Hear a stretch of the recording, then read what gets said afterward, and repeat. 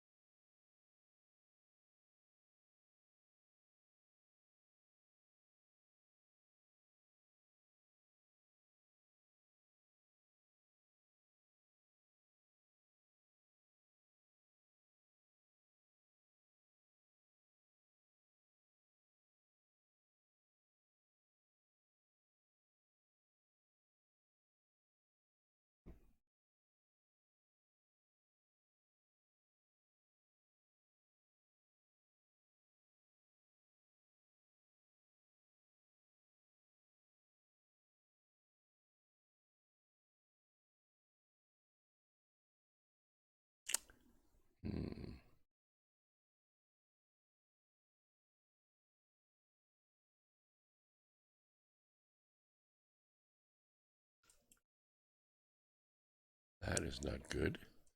Make sure my studio is going to come on. We're trying to call them right now.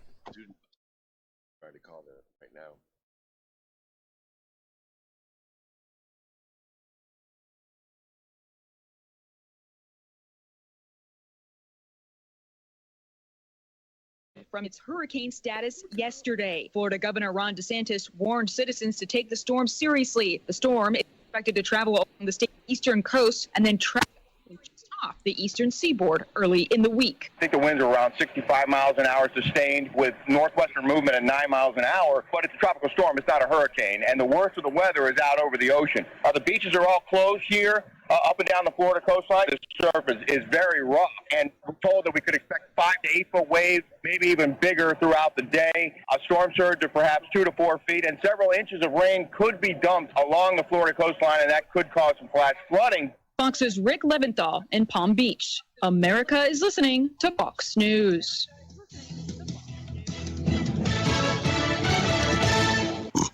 Getting Schooled is a podcast hosted by This is Truth Frequency Radio.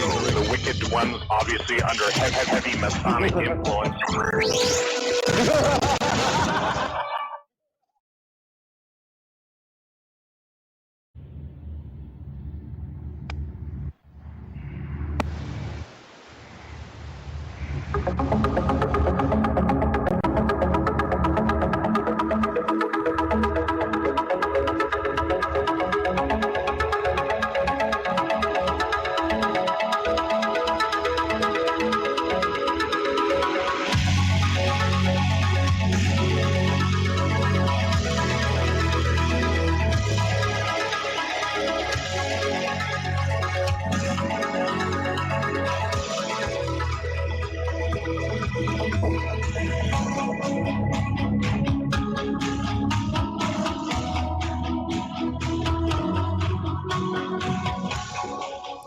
And greetings, Earth Explorers. Welcome to X Squared Radio. I'm your host, Brooks Agnew, coming to you live from an undisclosed location east of the Appalachian Mountains.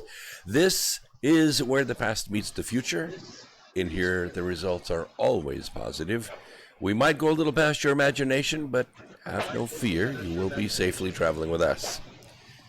I have a guest tonight, Citizen Man. I don't know if you've ever heard of him or not. He's new, he's fresh. And I can tell you, good political analysis is very hard to find on the internet. You can find a lot of political analysis, but not good analysis.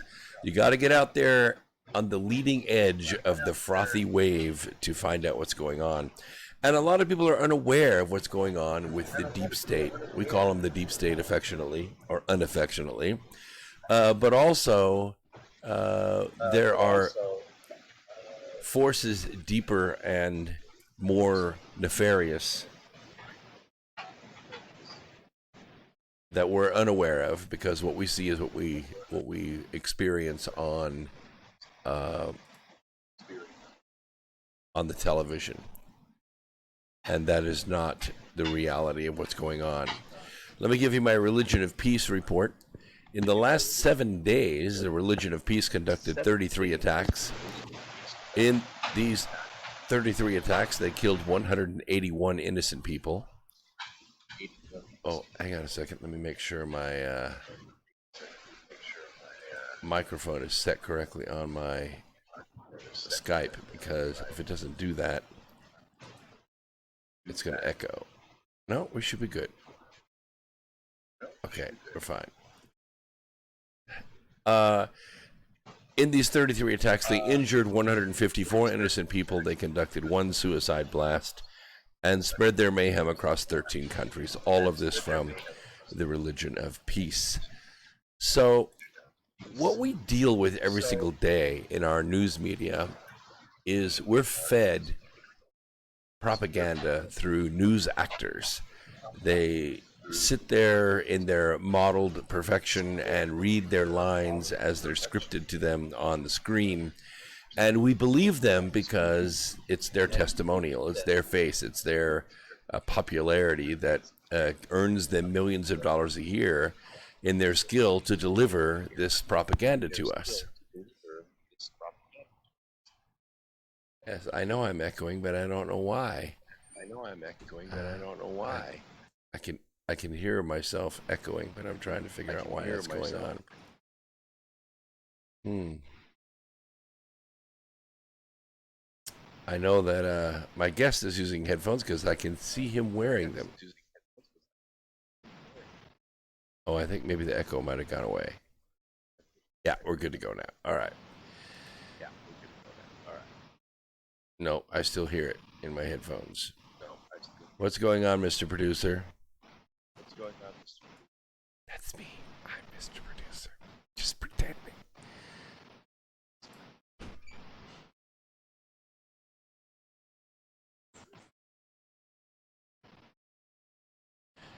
You might have your speaker on, Citizen. That might be why. Are you listening just through headphones, or is it coming through a speaker system? No, I'm only on the headphones, and my mic is actually muted. All right. Well, I don't know why it's happening. It could be happening at the studio end. We'll have to find out why, what this is going on. I'm looking at my OBS. Sometimes it comes through there. Aha. Got you, you little beggar. All right. That should take care of the echo. OBS is amazing, but it is so complex. Sometimes there's things going on. All right. I'm going to bring Citizen Man on. Let's see. I got the NDI software working. Let me see if this video is going to operate. Not exactly sure why. It was working perfectly. Oh, it changed its size. Ooh. Maybe it's because we went live or something. Let me... Ah, there we go. Now we've got the total picture. That'll work better. I just squeezed down to a little tiny square. Okay. I would love to give a bio of Citizen Man, but it's too broad. It's too powerful. I've watched about 20 of his videos now, and what I really like about the way he does his analysis is he pulls in all these different news articles, but then he has a unique way of connecting the articles together. So you could see what's BS on one article because the other article reveals it. And it's very difficult to feed all this stuff together. You know, people like me got to go out and work 17 hours a day to make enough money so you can be on YouTube all the time at night. We don't have time to do all this research. It takes a professional. It takes somebody really dedicated to digging up this stuff and giving it to you, and that's what he does. Welcome to the program. How are you? I'm all right, Brooks. So, out there we have this enemy, let's call it. President Trump calls it the invisible enemy, and we're not just talking about the virus. There is an enemy. How old is this enemy that's trying to destroy America? Where did it come from? How did it develop? Well, it's a really long story, and it actually goes all the way back to the days of creation. But it kind of contradicts the Bible narrative.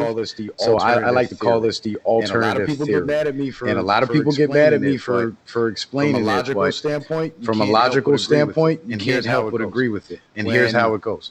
When God created the earth and man and animals, everything was here all at once. The rules were you don't eat the animals. You don't eat the animals. You only eat the plant life. You only eat the plant life. This is how far back it goes now. This is how far back it goes. I'm going to try my best to give you a quick overview. I'm going to try my best to give you a quick overview. The rules where you don't eat the animals. The rules where you don't eat the animals. You eat the plants. And the reason for that was because just like humans needed male and female to reproduce and create the Trinity, man, woman, and child, the animals needed male and female to come together to create their own Trinity. So they were viewed as kind of like brothers and sisters rather than food. And what the animals were doing was they too were eating the fruits and the plants, and they were propagating the seeds when they would relieve themselves in different areas. And as they would roam the earth, it would just be this abundance of all types of fruit trees and plants. So there was enough for everybody. Now, what happened was a group of men started to, this was like different settlements all around the world. The men from the villages would get together, secretly go hunt, and they would have their little barbecues and roast the meat on their hunting trips. And then after a while, they would start smuggling the meat back to the villages and started getting everybody hooked on it. So it was and this was a process that took place over maybe, if not hundreds of years, probably thousands of years. I don't know. It's just a quick flip picture book I'm trying to give you. So as everybody started getting addicted to the meat, they knew they were breaking the rules. So nobody really spoke about it. So it was kind of like that thing we don't speak about, but we all know we're guilty of. I don't know what's your rating here? Are you R-rated, PG-13, or what? Because I got a real good analogy.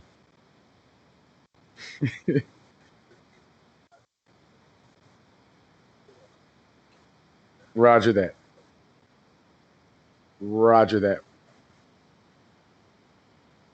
Well, it's like this. When little boys are in middle school and they start discovering themselves and masturbation becomes a thing, everybody's doing it, but nobody's going to admit it. It's like that unspoken secret, right? That's that's where I was going with that. But because of this, people became addicted to it. And if you notice it, like if you try to quit eating meat for about a month, for about a week, it will bother you and it will pain you because you're going to crave it, because it's actually an addiction. Now, over the course of centuries of, humans eating plants and animals, we've kind of adapted to it. And now, there's nutrients in meat that we need, some of us, and some of us can go vegan and be fine. Some of us try it and almost go, not do so well. But the way the royalty and the royal classes became rose to power was only certain men in the villages were able to hunt this meat. So they were the only ones who had access to it. And now there was this great demand for it among the rest of the people. So they kind of became the rock stars. And now that they knew they had this food item that everybody wanted, this is where the concept of control the food, control the people comes from. They then started making the people do all the work. And then in turn, they would hunt and get the meat and bring it back to the villages. And so everybody was kind of happy, and then these guys just became the powerful classes, and then through generations, they started passing it on. And because they were going out and hunting this meat from the land and then having the people work and pay them for the meat, they then became super wealthy, had control over lots and lots of land and resources, and thus the royal families were born. Now, how far back this goes, I couldn't tell you. How old is the earth? I couldn't tell you. But that's kind of the alternative story to Adam and Eve in the Garden of Eden. It's kind of like the entire earth was the garden, and the forbidden fruit was not a fruit on a tree, but it was the actual animals that we were not supposed to partake of, because your picture frame just fell behind you. Because once we started partaking of the animals, then the abundant food supply started to dwindle because the animals were no longer there to propagate it. And we see this replicating itself in nature today. Whenever an animal species goes extinct or becomes endangered, a certain plant species goes along with it. Yeah, Because sure. it's I could see circle of life. that balance, that ecological balance has to be there. Right. And I too, I think when I do my research, you can go all the way back to biblical times. You can see that there are these political power structure. When you read the Bible, you can see when Jesus comes to town, he is not heralded as the savior by everyone. He is excoriated by the Pharisees, the Sadducees, the scribes. Why? Because they have an established government. They have politics. They are matching their wits and their abilities and their intelligence with the Romans, trying to maintain control of Jerusalem. Jesus comes in, and all of a sudden now he's the wild card. Mm-hmm. He's dividing up the boat. He's riling up the people. He's telling them they can be free. He's telling them they can have direct access to God. That's not the way we do things around here. So they killed him. And I think he wouldn't last 3 years today. I think he might last 3 days today, because the power structure that was all the way back in biblical times, it's still here. It's still doing that. It's still here. And, people ask me all the time, but Brooks, why would anyone want to rule the world? I mean, and you got to think about that for a little bit. There are a lot of people in this world who really don't want to do for themselves. They want other people to do for them. They want to be fed. They want to have their butts wiped. They want to have a bath 3 times a week, but they want the government to pay for it. Who wants to be king of that? Nobody wants to be king of that. So the big question, Citizen Man, is why? Why does this force spend so much energy and kill and bribe and everything to rule the world? What is the purpose of ruling the world? Well, I would have to characterize it. Now, the story I just gave you, let me just preface it with this. It actually would predate the biblical times. And this is how, because in the biblical times, it starts out from Genesis. So the story would contradict the Genesis story. But around the time when the Bible was written, these kings and these rulerships were already established. Sure. And the way the narrative is told is they created the Genesis story to kind of cover up the story that I just gave you, or I guess alter it or tweak it. And that's because just like they control the mainstream media today, what was the mainstream media of the biblical times, Brooks? Yeah, exactly. And the there were printing press. Yeah, the people that made that story. Yep. We think that Matthew, Mark, Luke, and John, and Paul, and all that, they wrote this, and it was an unaltered, and it's the unalterable, unimpeachable Word of God. Not really true. I mean, this has been edited and changed and maybe even fabricated by reporters of the day. We talk about the Piso family and how integral they were in crafting what we call Christianity today. But it was all toward this same end. And whether it was the Nephilim, whether it was off-worlders, whatever it was all bent to this same end, and that is to control people by giving them a false code book for the secret to life. And it leads them off in a different direction. And here's the thing. There's a brother on YouTube by the name of Zen Garcia. I don't know if you're familiar. I know him very well. We've been friends a long time. Yeah. Okay, awesome. I love his teachings when he goes into the biblical stuff, because this is what he says. He says he likes to go back to the oldest text that he can find, because that would be closer to the truth of what actually took place, or be able to give you a better idea. But the modern stuff, like even look at the modern printed Bibles now, they contradict the original King James Bible. Sure. And the contradictions and the translations have happened so much that they say the original text said in the 10 Commandments, it said, "Thou shalt not slaughter," which means kill or murder in malice, or slaughter as in kill the animals. Then some argue and say it says "thou shalt not murder" versus "thou shalt not kill," and nobody ever mentions slaughter. But according to the Hebrew text, that's what it says. But to your point about the Bible being rewritten, or the religious text, not just the Bible, it's all of them being like rewritten and tweaked to be used as a tool of control. Here's a perfect example. Are you familiar with the Black Hebrew Israelites? Oh yeah, I've heard them. I've heard of them. I've seen some of their YouTubes. Yeah, and they go straight to the Bible. Now get this: the Black Hebrew Israelite ideology is all based in the notion of slavery. It says blacks are the real Jews. We're supposed to be slaves because we broke the laws of God and we're cursed now. But when Jesus comes back, he's going to make us the slave masters and then make the white man the slave. So their whole story is centered around slavery. Now, when you go back to the history of where these guys started, they say it starts in the Bible in Jerusalem, but that's not exactly true. This Black Hebrew Israelite movement itself started during slavery in I think it was the late 1700s or early 1800s. I think it was like the 1780s or something like that. And what their job was kind of like a clergy response team, where the slaves that were on the plantation, they would be allowed to attend church, and the Hebrew Israelite pastors would preach to them about the mantra and tell them, you have to be a slave because this is what God ordained for you, because your people broke the commandments, and this is your punishment. And as long as you stay faithful to the laws of God, which also included laws of the master too, then Black Jesus is going to come back and save you and make the master the slave, and you'll be the master. So it was kind of like a sedative or a prophylactic for anybody that would have the idea to want to revolt, because then they'll say, oh, we can't do that because that's breaking the laws of God. And their favorite verse back then was, be a good servant to your master. So it's been used as a tool of control for a very long time. But I look at the Bible like a gun, though, because everything is two-sided. Everything has got duality in it, just like me and you as men. We've got a good side, a happy, jovial side, but if someone messes with your kids, they're going to see the side of you they probably don't want to see, right? Because I'm the same way. But it's like a gun where cops carry guns, and they normally would use their guns for good reasons. Criminals carry guns, and they use their guns for malice, but it's still the same gun. It's like the Bible. There's parts in there that can be cherry-picked and used as a tool of control, and then there's other parts in there that literally help people improve their lives. Like, to tell you the truth, for me, the Bible was a big help in along my truth-seeking path. Back when I was in college, I used to study the word a lot and read a lot, and it kind of helped me. What's the word I'm looking for?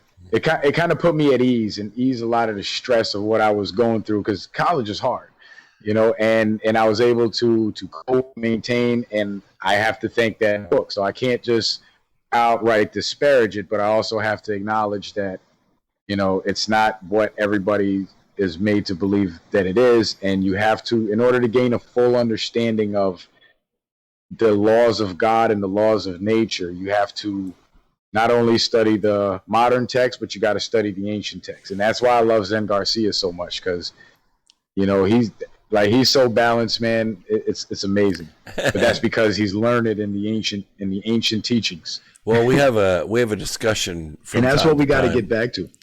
The discussion we have from time to time is about the story of Cain and Abel, and how, Cain was actually the seed of Lucifer, Abel was the seed of Adam, Eve being the common mother. So they were half brothers. And when Cain slew Abel, God had the opportunity to bury Cain. He had a chance to take his life, but he let him go. And Cain went into the world and took his Luciferian genetics with him. And it is that genetics that we face to this day on the earth. So it's a real struggle for a lot of people. They don't understand what kind of mortal DNA, what kind of mortal genetics has to be there to allow a demon to be born in the flesh. But we do see demons in this world. They're born evil, and they live evil lives, and they are evil to the core. They have no light in them. It's because they're Luciferian demons that were born in the flesh. Now, we're used to seeing these maybe on the battlefield, or maybe as terrorists or bombers or whatever, but now what we're seeing is this qualification. I'm going to call it maybe a rite, or a rite of passage of pedophilia, where they must victimize the most innocent in order to get into the ranks, and then the further up or the further down you're willing to go in that level of murder or mayhem or consuming the flesh of the innocents or the blood of the innocents, the higher your power in this demonic realm goes. And when we look out and we see individuals like Nancy Pelosi or Chuck Schumer, or we see Dick Durbin, or we see these political faces that we see all the time, we wonder, why is it they always pick the dark side? They always pick the backside, the flip side. They never want to work with anyone. They only want to work against everything. And you think to yourself, you can only do that so long. You can only swim upstream so long, and then you're going to wear out and you're going to wash out to sea. But not them. Not them. They keep going and going and going. Decade after decade after decade, they're still there. They lie, they cheat, they bribe, they rape, they launder money, and yet they're still there. This power, this demonic power, has some real world value, and I'm still struggling with understanding that, because I'm a big justice guy. I think that war is actually justice denied. If you deny justice long enough, you're going to end up at war, and we're there. We're there right now. So why do you think that is? Why? I mean, do you think we're at the end times with this? Do you think we're really going to make this Cold War that's been going on with inside our government for since 1933? Do you think it's about to go hot? Yes and no. Yes, because there are going to be incidences with shootings and skirmishes here and there in certain areas. Like in Austin, there was just that incident with the guy with the AK-47 that got shot by the driver in self-defense. So I think we're going to see more of that, because they've been talking about the bums in the street that's been rioting and tearing things up. They've been talking about going to people's houses. And you remember that incident, I think it was either last year or the year before, when they showed up at Tucker Carlson's house. So they've clearly demonstrated that they have a willingness to do it. And if you go back and look at history, overtake the courthouse, what's going to stop them from overtaking your house? Yeah, you go back to 1775, and it's the same battle. It's just different sides. There were lots of skirmishes between the colonists and the British, the ruling class and the people who wanted to be free. Lots of skirmishes. But it wasn't until that, quote, shot heard round the world that actually started the Revolutionary War. I think we're getting pretty close to that shot, don't you? Yes.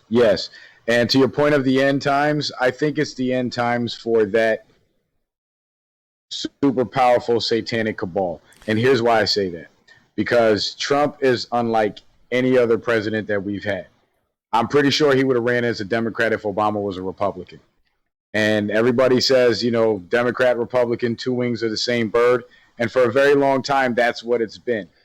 But because we have Democrat and Republicans working together, on certain levels to maintain their power over us, it will be the bird, the two wings of the same bird versus the people. That will be the opposing force. We the people versus the two wings and the bird.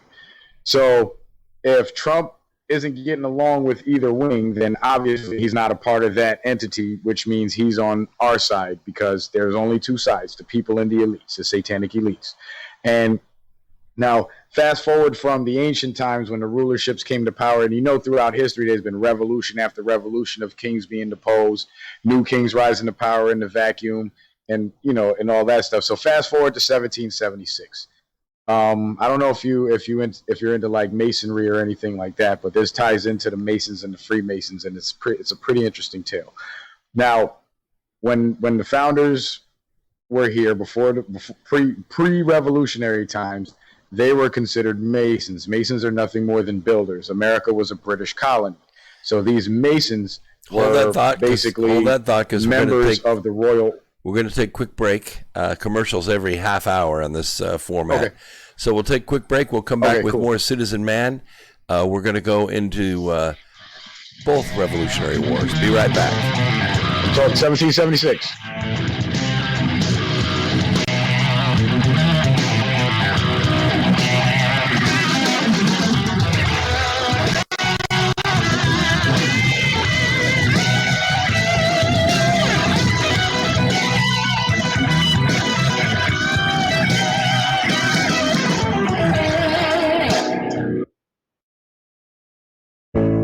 The reviews for Extendivite are amazing. Here are some from Amazon. September 2018. Extendivite works in keeping my blood pressure in the normal range.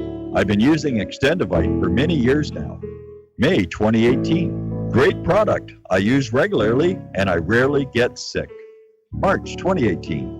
This product has relieved what appeared to be angina pain in my chest and shortness of breath after climbing stairs. I'm quite happy about it. February 2018. My husband, son, and I have been using this product for a few months now, and we have noticed an improvement in our joints and blood pressure. Tell us your story. Get Extendivite today. To order, call 1-877-928-8822. That's 1-877-928-8822 or visit heartdrop.com. Extend your life with Extendivite. This is iHeartRadio. iHeartRadio. iHeartRadio makes you want to move. When you have a great melody, a song can last forever. Instantly connected. I love it when the beat goes. Did you know you can listen to Truth Frequency Radio on iHeartRadio? Just download the app to your smart car, smartphone, or smart TV and get the best of TFR wherever you are. iHeartRadio. I'll see you there.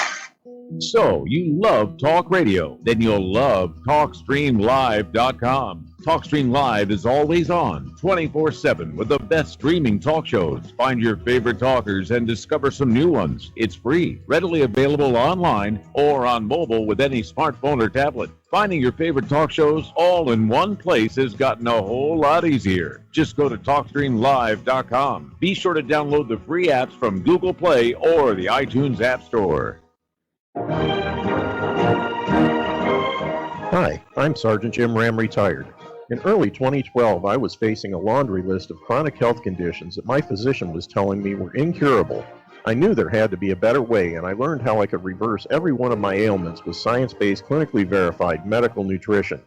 In just a few months, I was able to reverse high blood pressure, gastric reflux, sleep apnea, arthritis, degenerative disc disease, heart arrhythmia, AFib, and many more. And I've lost over 70 pounds and kept it off. Now I'm hosting a radio program that's dedicated to helping my listeners do the same. If you're sick and tired of being sick and tired, if you're sick of being used as an ATM by your doctor, then you'll want to tune into the Your DIY Health radio program here on Truth Frequency Radio every Thursday from 9 a.m. to 11 a.m. Eastern and 6 to 8 a.m. Pacific.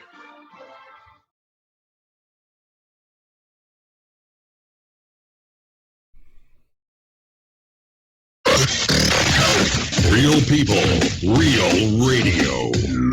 Initiating the Truth Frequency. This is Truth Frequency Radio.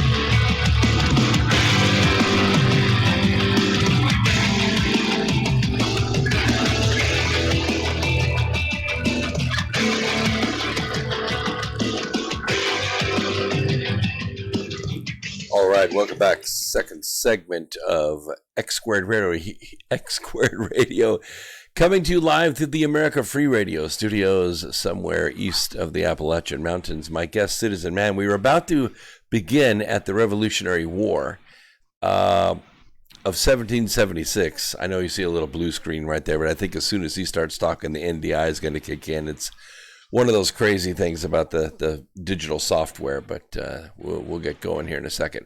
So we're going to pick up there, and we're going to start talking about, I will say secret societies, but they're really organizations of men who try to stay above the fray. They know the powers they're working against. They know that they're dealing with principalities, which are maybe bigger than this world. And it takes a lot of planning. Otherwise, they're going to be wiped out and they're going to lose. You know, if you go back and you read in the scriptures, there is no America. The richest, most powerful nation the world has ever known, and it doesn't exist in the Bible. The reason is because the founding fathers already read that future in the Bible, and they didn't like it, so they chose another one. We're on a different timeline than we were in 1776. And I think that the global syndicate, that's what I call them, this dark force out there, the global syndicate, they're trying to get the world back. And they've been trying for 244 years. So what are your thoughts on this, Citizen Man? Where do we go? We're at the Revolutionary War. How does this all begin to cast itself in stone in our country. All right, I'm going to tie it all together for you right now. So the Founding Fathers, before the Revolutionary War, they were Masons, members of the Royal Masonic Order, which was headed by King George III, who was the king of the British Empire, the largest empire in the world at the time. Now, King George's family and the other royal families from the smaller kingdoms around the world, these are all descendants of those first groups of men around the world that went out hunting and got the people hooked on meat.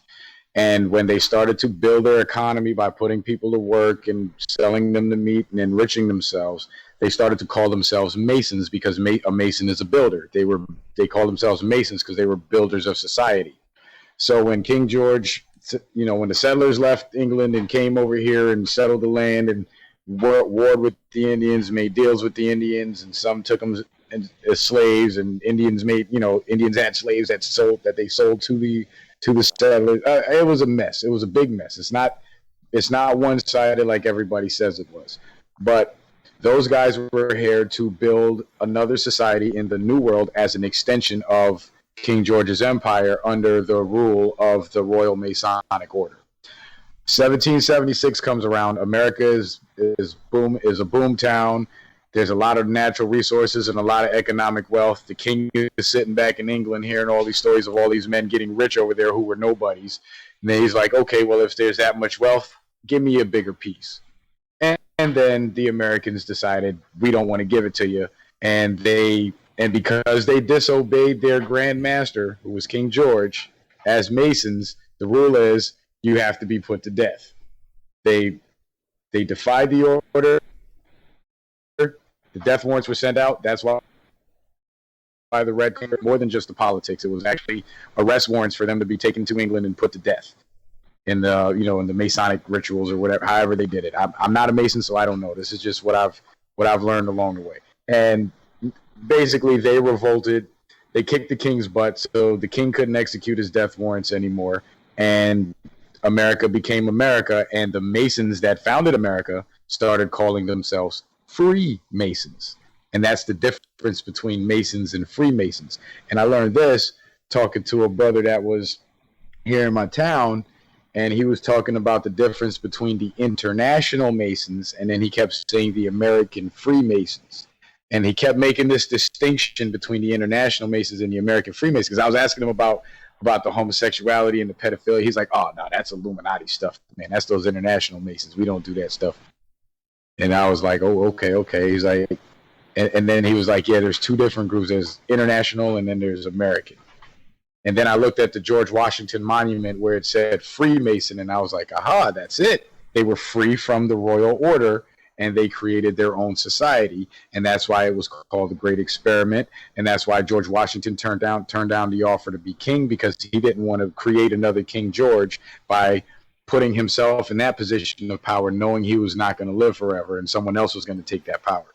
So the Constitution, the Declaration of Independence was already written, but the Constitution was written, the Bill of Rights was written, everything was ratified, the government was set up, and it was government of the people, for the people, by the people, and every American citizen today is technically a Freemason, because you're free to take advantage of the opportunities given to you. You're free to it's not supposed to be overbearing, or not as overbearing as in other.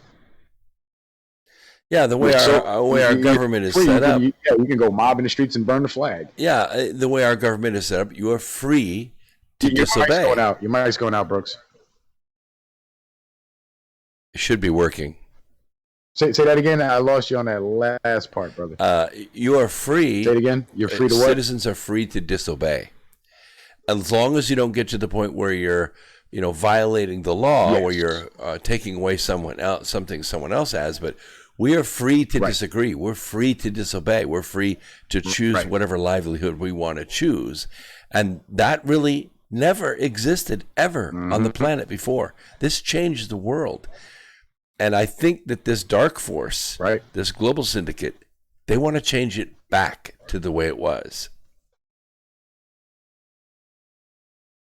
Yep. And they've been trying since Yeah, they've been trying since 1776. Now, fast forward to 1812. I mean, there were other events that took place in between, but I'm just going on the major events.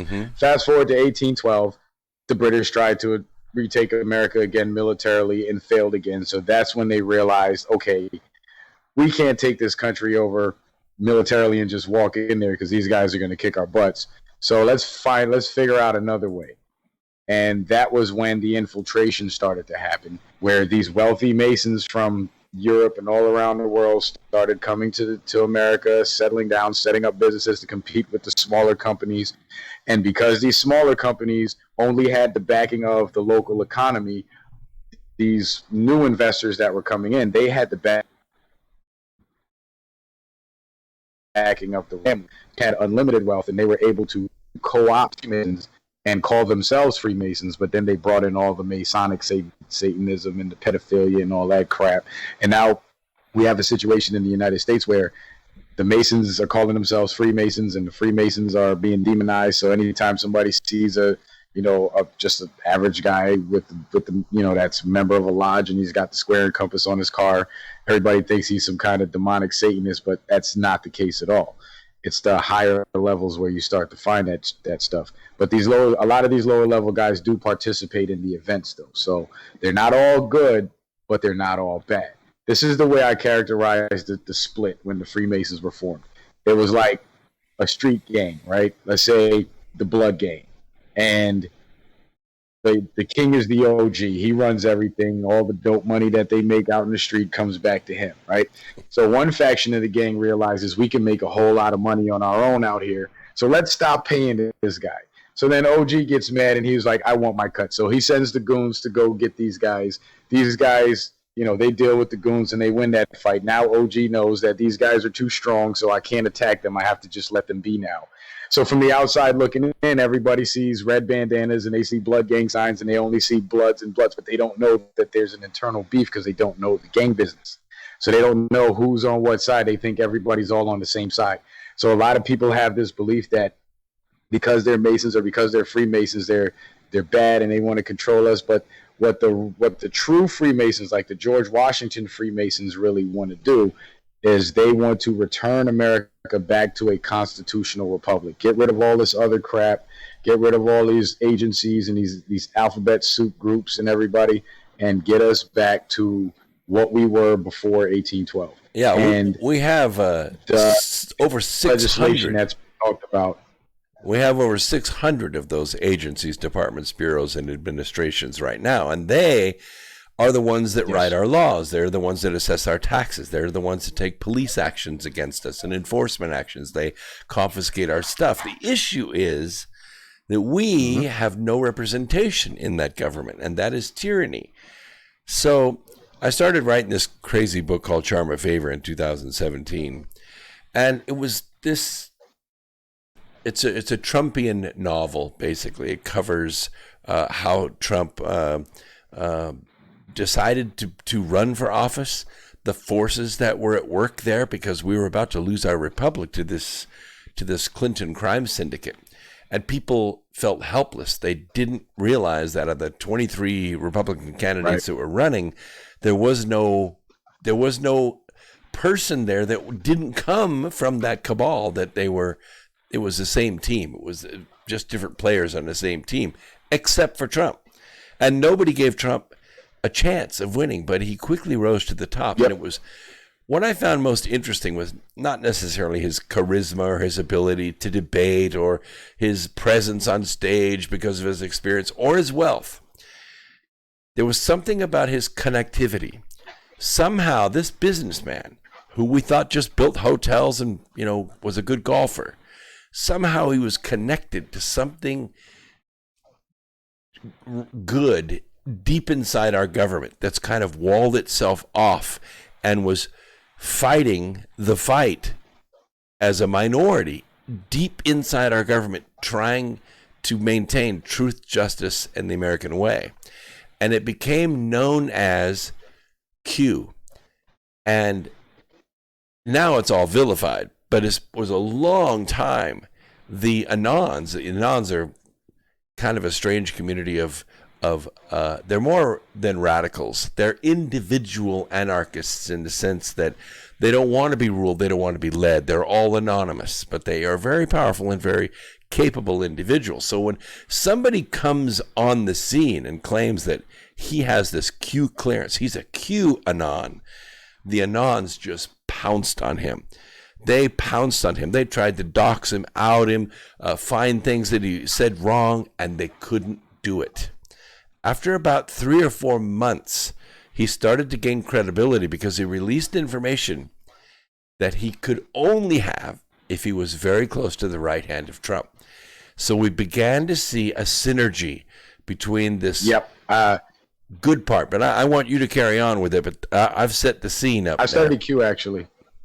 Okay. Yeah, I'm real big into Q, and he communicates with Trump all the time, and they use gematria, like coded numbers and letters and notes and stuff. So, yeah, Q is real. Q is real. Q predicted things 2 years ago that are now unfolding today, and because I've been following Q all the way back in October of last year, I was actually able to predict the riots, the burnings, what city and who all were involved in it, even down to the police that were filmed destroying their own vehicles on camera. So it's a pretty good roadmap. Now, the confusion that comes with Q is people think Q is some sort of savior or Trump is some sort of savior that's going to save us, but that's not the case. Q is a roadmap to show us the moves that Trump is making in the halls of government, and with us knowing what moves Trump is making, we'll be able to make appropriate moves. For example, when Trump made the move with the coronavirus and said he's leaving the response up to the states, the local authorities, the states and the cities and counties. He did that for a reason. And if you were paying attention, you would know that if you lived in a Democratic state, city, or county, there was going to be some tyranny coming your way. But none of it was legislated or lawful. So what they started doing is just started by decree saying everybody's got to wear a mask, social distance, shut down your business. And then they started taking legal action against these people by arresting them, ticketing them, citing their businesses, and so on. And as the people, what we were supposed to do is not comply. And those of us who got cited or had legal action taken against us do the legal judo move, flip it around on them, because you're going to have to fight them in a court of what? Law. But none of these orders and guidelines are laws, which means it would automatically be thrown out. And the more severe actions the state took against you in enforcement of these orders or guidelines means the bigger of a lawsuit you were going to have. So what was going to happen was it was supposed to trigger not only a mass defiance to put these politicians in their place, to let them know you can't do that, we won't comply, but it was also supposed to trigger a transfer of wealth by way of major corporations trying to go along with the establishment, denying people service for not wearing masks, when that totally goes against every civil right law from state to federal. People were going to be able to sue, and I actually got everybody at Family Dollar fired the other a couple of weeks ago, and I didn't want to do it, and I really tried to work it out at the store level with the manager, but he was a total he was a total, you know, he was a bad dude. I'm trying to censor myself a little. That's all right. That was one of those moments where I was going to get colorful, but he was not very nice and not very polite. And I warned him. I said, "Hey, man, you can't do that because what you're doing violates the Americans with Disabilities Act." But all these businesses, they think because they're a private business, the civil rights laws don't apply to them. Right. But get this. This is what nobody takes into consideration. And sometimes I wonder if the blacks are the real Jews, because I study the law like I'm a Jew. But that's just a joke, guys. That's just a joke. A business, when it's open during business hours, anybody from the public street can walk right in during business hours, right? Right. So that means that business is open to the public. You cannot be charged with the crime for walking into an open business during business hours. But if that business is closed and it's not during business hours and you walk in there, now you're breaking and entering. That's different from a private home, because in your private home, nobody can just come off the street and walk into your house. They're automatically committing a crime because you're not a business. You have no business hours. You're always closed. But because a business has opening business hours, during those business hours, that business now functions as a public forum. So they have no protections of a private entity during business hours when it comes specifically to civil rights. And this is what a lot of cops don't know. A lot of business owners don't know, and a lot of citizens don't know. And you have to know this. This is why if you pay attention to like cops when they bust people for breaking into places late at night, they always put in the report it was not during normal business hours. They always make sure to say that because if it's during normal business hours, they can't charge you for breaking and entering. It's like this: like if an armed robber comes into a store, he walks in there with a gun, he sticks up the clerk, he robs the clerk. They don't charge him with breaking and entering. They charge him with armed robbery because he wasn't committing a crime when he walked into the store up until that moment he pulled the gun out. Thus, that store is as public as the public street. Just like if you walk out on the public street and pull a gun out on somebody, they can't charge you for walking out on the public street, but they can charge you for pulling out the gun. You see what I'm saying? So that's what we have to understand is how these laws apply. And the reason why Trump is not just coming out and saying that this to us. And you don't want to be at war with people who don't know how to use their weapon. Everybody has to be trained. And it's up to us to get trained and figure out how to use our weapons because we're now being deployed. All this tyranny is being rolled out against us. Trump could shut it down with the snap of his finger. But this is part of the legislation that I was talking about. It's called NESARA, N-E-S-A-R-A. I don't know if you heard about it. But I actually was able to find an actual 88-page bill online of the actual bill. And okay, so you know about it. Good. Well, I know about the of the courts in constitutional law. I know about the economic reset. I'm losing you again. I know about the economic reset part of it, where like all bills are forgiven and all debts are forgiven and everything. So there's several parts. There's the economic reset part. And there's also a retraining of the courts in constitutional law, and also putting the Federal Reserve under control of the U.S. Treasury. I think we're pretty close to that. The phase where we have to get active is in retraining the courts because the courts won't have cases to practice on if we don't get in there. So what we have to do is openly defy their lockdown orders, openly defy their mask orders en masse, force them to take legal action against us, and then fight it out in court because they have no statutory basis for anything that they're doing in regards to this COVID-19 thing. Mm-hmm. And if the courts rule against you at the state level, take it to the higher state level, all the way to the state Supreme Court. And if that doesn't work, take it to the federal courts, because over the last 2 years, Trump has been stacking the federal courts with constitutional judges for this exact reason. So there's been over the last 4 years, he's been putting a lot of pieces in place, preparing us for this whole situation that we have right here, even down to the Right to Try Act. You know, there's this big problem about the HCQ and the FDA. You know, first they restrict it, then they let it go, then they're restricting it. Now states are restricting it. Well, when Trump signed the Right to Try Act into law, what he did was he basically removed any legal authority from the FDA or for any other state agency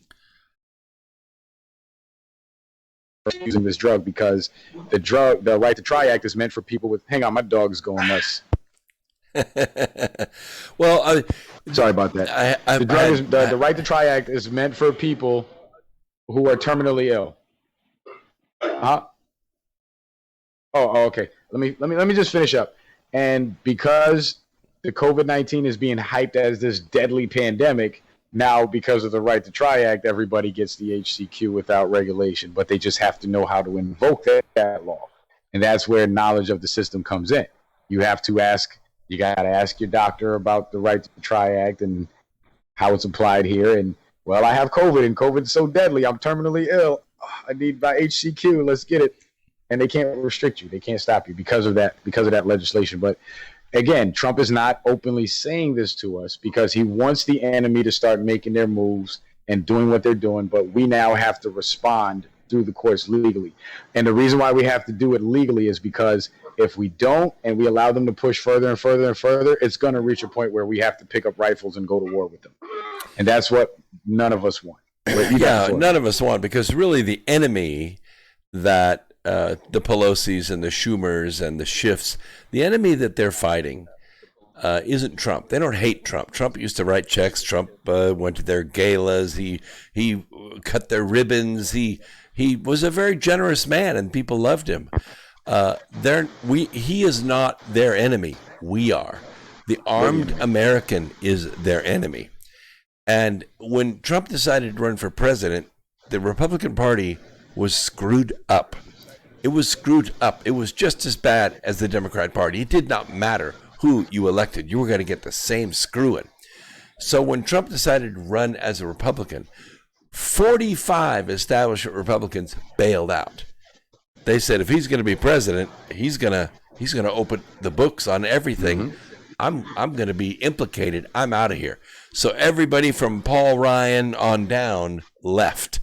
So in essence, Trump destroyed the old Republican Party and rebuilt it with people like Matt Gaetz and Tom Cotton and Jim Jordan, really good Democrats that represent the people, that really represent truth, justice, and the American way. The same thing needs to happen to the Democrat Party. And I believe if we hold our line and we're able to keep doing broadcasts like this and yours, that Democrats will demand that the Democrat Party reform. And that'll be a good thing. It'll be a good thing for America. It'll be a good thing for the party. If not, I fear the Democrats may lose 40 to 50 seats in November. It will be, in essence, bankrupting the Democrat Party. And we'll be right back to a one-party system. I don't think that's really a good thing. I just think you need to put different Democrats in place. And I don't mean Alexandria Ocasio-Cortez, and I don't mean Ilhan Omar. I mean really good conservative representative congressmen and women from your local communities. That's who you need to elect. Get rid of all these old guard, old state. I almost called them Illuminati. That they're something other than that. They're even more evil than that, and you can just hear it in their voices. Everything they say is a lie and a deception. And if you are supporting them, you need to take a look at yourself and find out what's going on. So I want to get back to Q because it created a phenomenon. Yep. A lot of times the CIA or the NSA, I don't know if the NSA are all bad guys, but there are bad guys out there in the intelligence community. They just pretty much leave us woo-woo people alone. They leave the UFO freaks alone, and they let the abductee freaks alone because, we're making fools of ourselves, and they could put infiltrators into our organizations and watch what we're doing and all. But they couldn't do it with Q.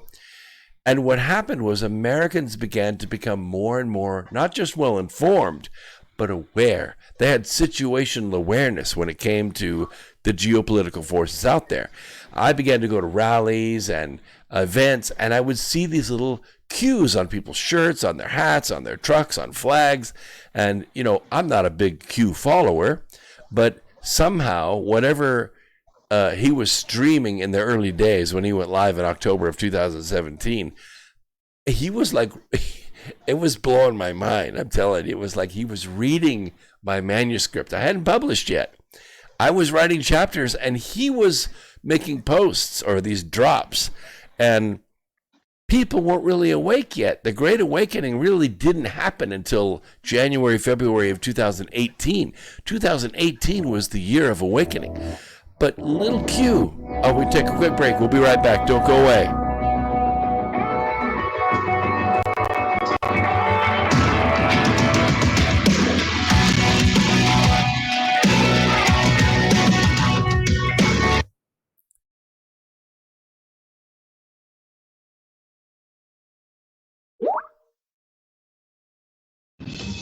Truth Frequency Radio is your number one source for news and information without the hate, hype, and fear.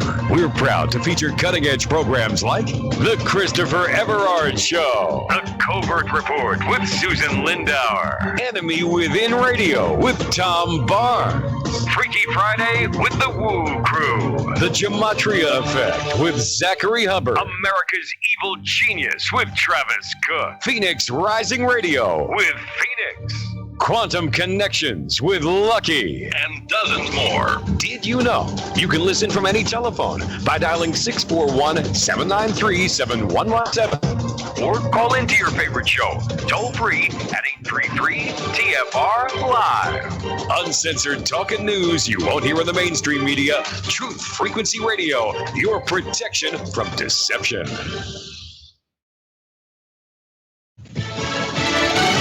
Taking a risk. Fox News, I'm Mary Corsetti. South Dakota, which has seen an uptick in coronavirus infections in recent weeks, is bracing to host hundreds of thousands of bikers for the 80th edition of the Sturgis Motorcycle Rally. More than 250,000 people are expected to attend the August 7th to August 16th rally in western South Dakota, which could make it the biggest gathering anywhere since the coronavirus pandemic started. Meanwhile, lengthy negotiations continue over the next coronavirus relief bill, and the clock is ticking as the $600 a week unemployment benefit expired Friday. On Sunday Morning Futures with Maria Bartiromo, Republican Senator Ron Johnson blasted the Democrats for not accepting a proposal on the Senate floor to extend the $600 benefit by a week. I think their obstruction, their unwillingness to really work with us in good faith is pretty obvious and speaks volumes. They're interested in the election issue. They think they've got the upper hand right now, and they'd rather not do anything and not help people as opposed to have the election issue. Treasury Secretary Steve Mnuchin says the offer for the one-week extension was also made during Saturday's meeting, but was rejected by the Democrats. Also new today, the SpaceX Dragon capsule successfully splashes down in the Gulf of Mexico. The capsule, carrying NASA astronauts Bob Behnken and Doug Hurley, returned to Earth today after 2 months aboard the International Space Station. Fox's Phil Keating was there as the capsule was hauled out of the water. The winds were 2.5 miles an hour for this descent of the capsule, so absolutely perfect weather. And it came down like a bullseye right on the dot, about 1.25 miles away from the recovery ship.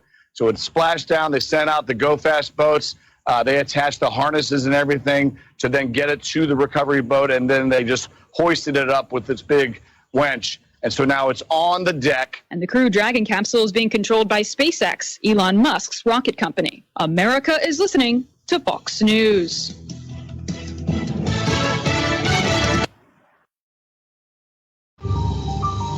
You must unite what is citizen. We are TFR, Truth Frequency Radio.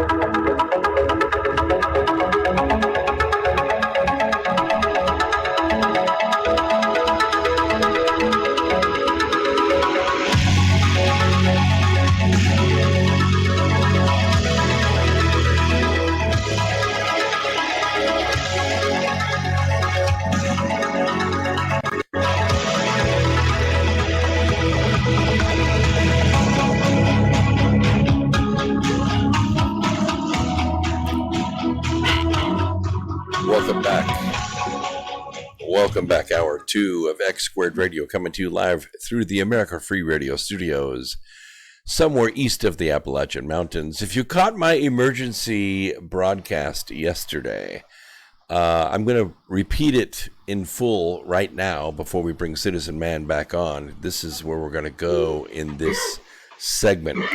The 2020 presidential election is being targeted for destruction. I don't mean the global syndicate will merely try to steal the presidency. I mean they intend to destroy the election completely. And here's the situation as I see it, and a solution to save the free world. The Democrats currently, as of today, which is August 2nd, 2020, they do not have a nominee. They canceled their primaries and their caucuses. They have not collected enough votes to qualify a nominee. That's the reality. For the first time in U.S. history, a primary candidate is going to announce his running mate. That usually is reserved for the nominees. That means you've already won the primary. Ted Cruz, he didn't announce his running mate. John Kasich, he didn't announce his running mate in April of 2016. No. We waited until the nominee had won the necessary primary votes to become the nominee on May 26, 2016. Donald Trump did not disclose the identity of his running mate until after he had secured the necessary votes. That isn't happening this time. The Democrat Party is doing what-ifs every day with different names and different focus groups to see which name will give China Joe the life vest he needs to stay afloat during the campaign. By the way, the campaign should have begun in May or perhaps June. It's already August, and no model they have run so far will keep the Marxists from sinking China Joe. That means they got to do something different. They have to change the way we elect presidents because China Joe has not won enough votes yet. Hence, they're going to replace Election Day with mail-in voting. Now, hopefully, on August 17th, which is about 15 days from now, the Democrats will elect a nominee at their convention. I say hopefully, because nothing is actually set in stone yet. They will have to call for votes on the floor of a brokered convention.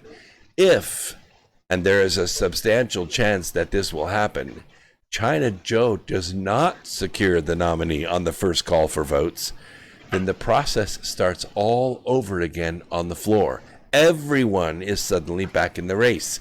Spartacus, Pocahontas, Crazy Bernie, Little Peter Buttcrack, all of them. They scramble for a caucus. You stand over there, you stand over there. They count again and again.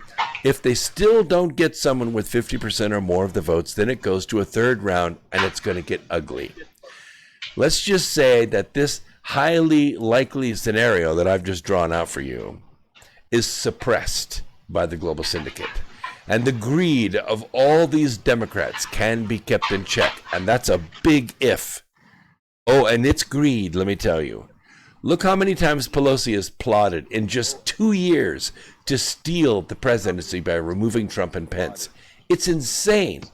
How can these egos be controlled? Well, there is a power that few understand that's out there, deep in the bowels of the Democrat Party. In fact, you can trace the vein all the way back to 1848 when it was founded. They successfully divided and destroyed America in less than 12 years. More than 1 million Americans lost their lives to force it back together. They have been trying ever since to either destroy it or take control of it. They have controlled Washington, D.C. politically all but 12 years ever since.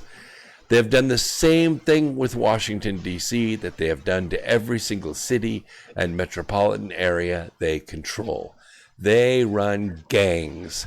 They run drugs, human trafficking, bank fraud, bribery, protection rackets in every city. They launder hundreds of billions of taxpayer dollars into personal wealth of themselves and their major donors.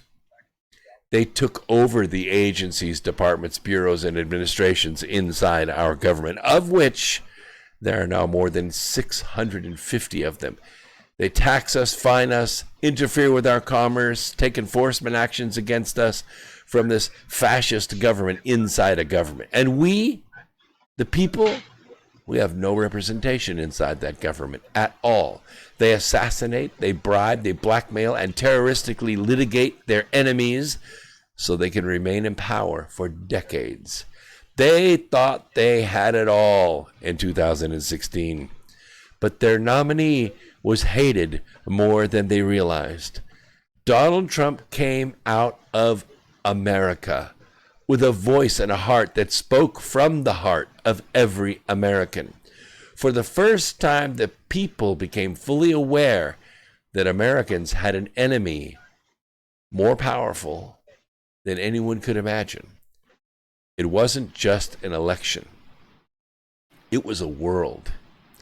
This power commanded millions of poor people to leave their homes, their families, their heritage with nothing but the clothes on their back and a cell phone and walk 2,000 miles to rush against the southern border. By design and in cooperation with the global media empire, they created a humanitarian crisis of epic proportion. They commanded China to attack us with counterfeit cash, fentanyl, opiates, human trafficking, cyber attacks, bribery, to invade our universities and industries and extract all of our essential technologies back to China. They financed and formed a technology monopoly that controls our data, our communications, our phone calls, our personal records, and our financial holdings.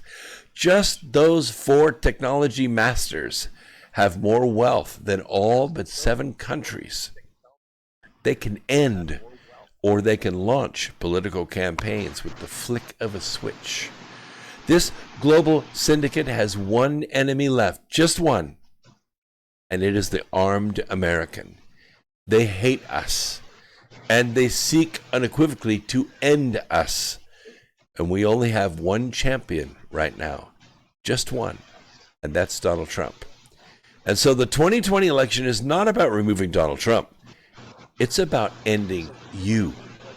I have told you how powerful they are. They know our laws because they wrote them, all with an intention, not for the rule of law, but for the rule by law. In order to defeat us, they must prevent us from voting, or better yet, to prevent our votes from being counted.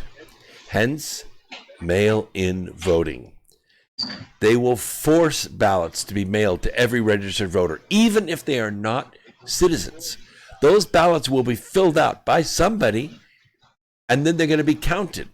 And it is not enough to secure the White House. They will delete your votes. And if they cannot do that, they will generate counterfeit votes.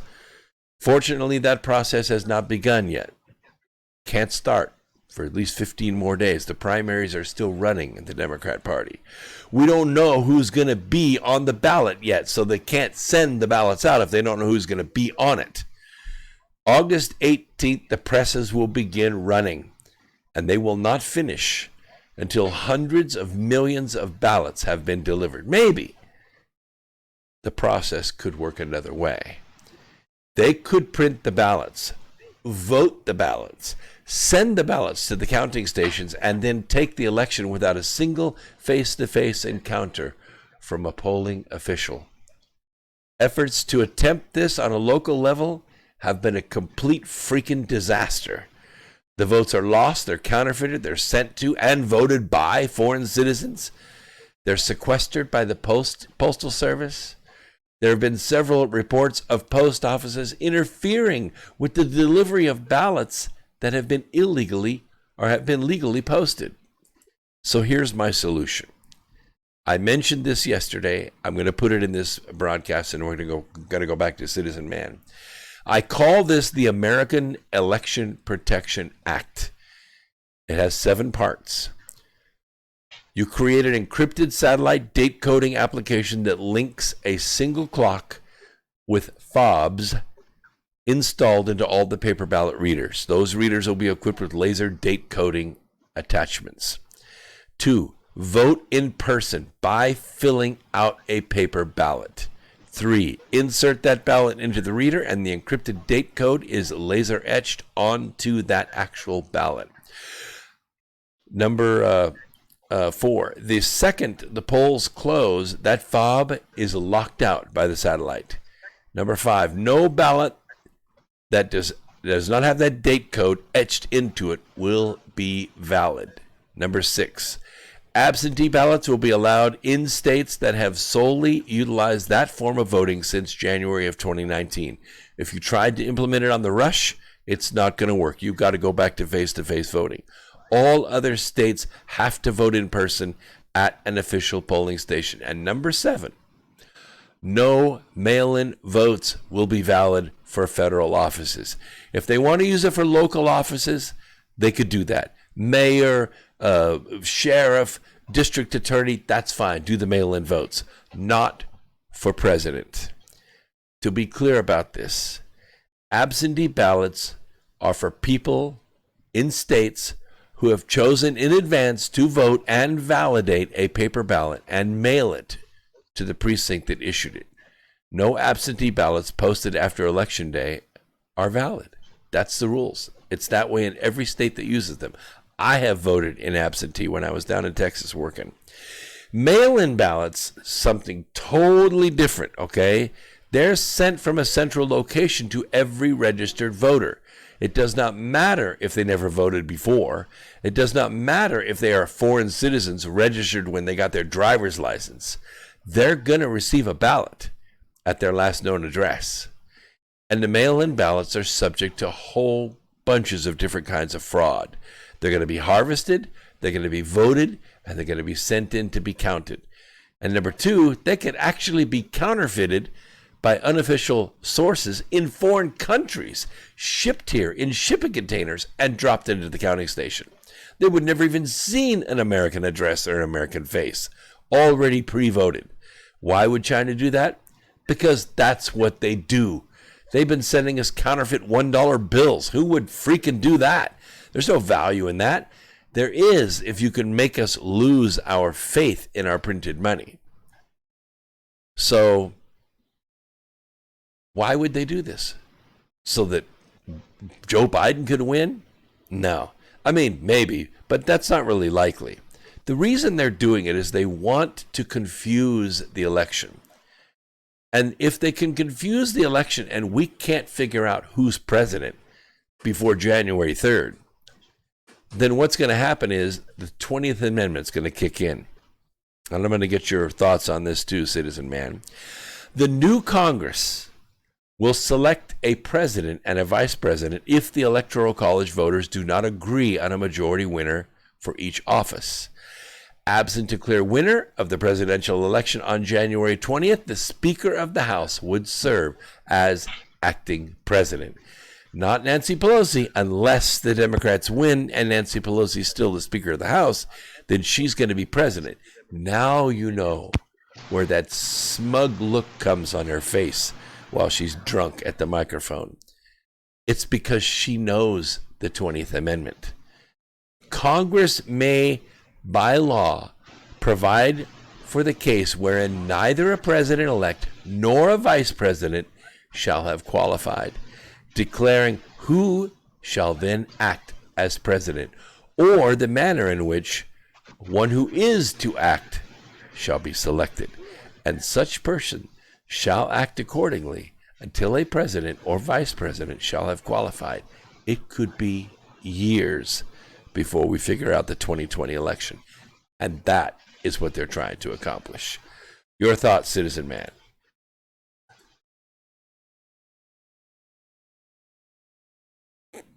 Yeah, it sounds about right, because there's no way they're going to win the election. There's no way they're just going to have a fair win.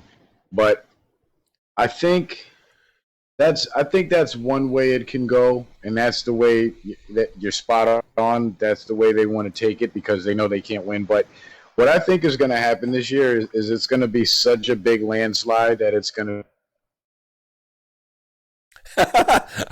I think so too. Because those elections that are hard to call are the ones they like to play around with and flip. But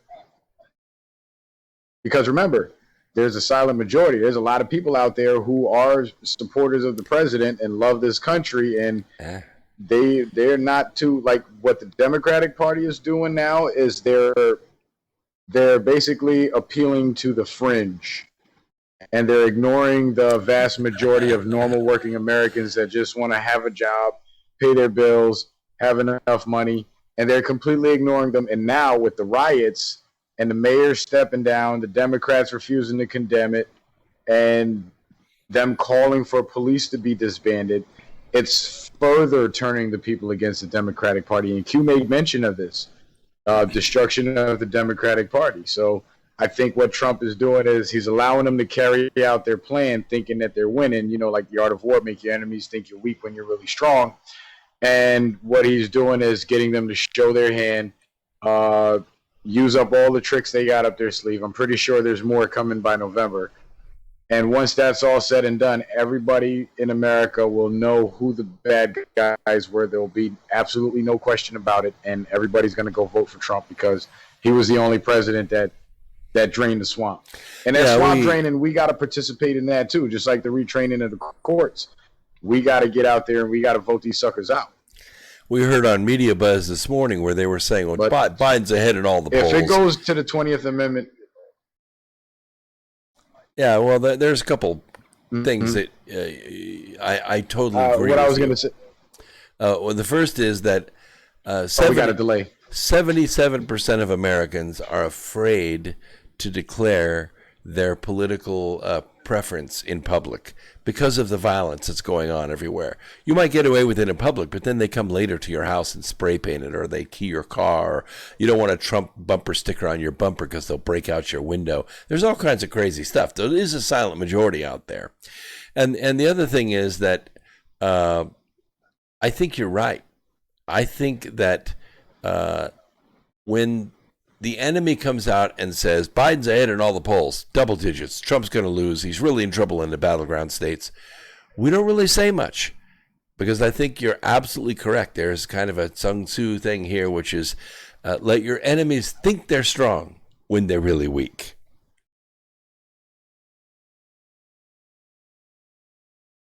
Yeah, and I came up with that idea by referencing the Stormy Daniels situation, for example. There were several situations like that where Trump just let him, hit him, and then when he hit back, it was a haymaker because Stormy Daniels was all in the news, lying about him, and he just let her lie, took her to court, and cleaned her out.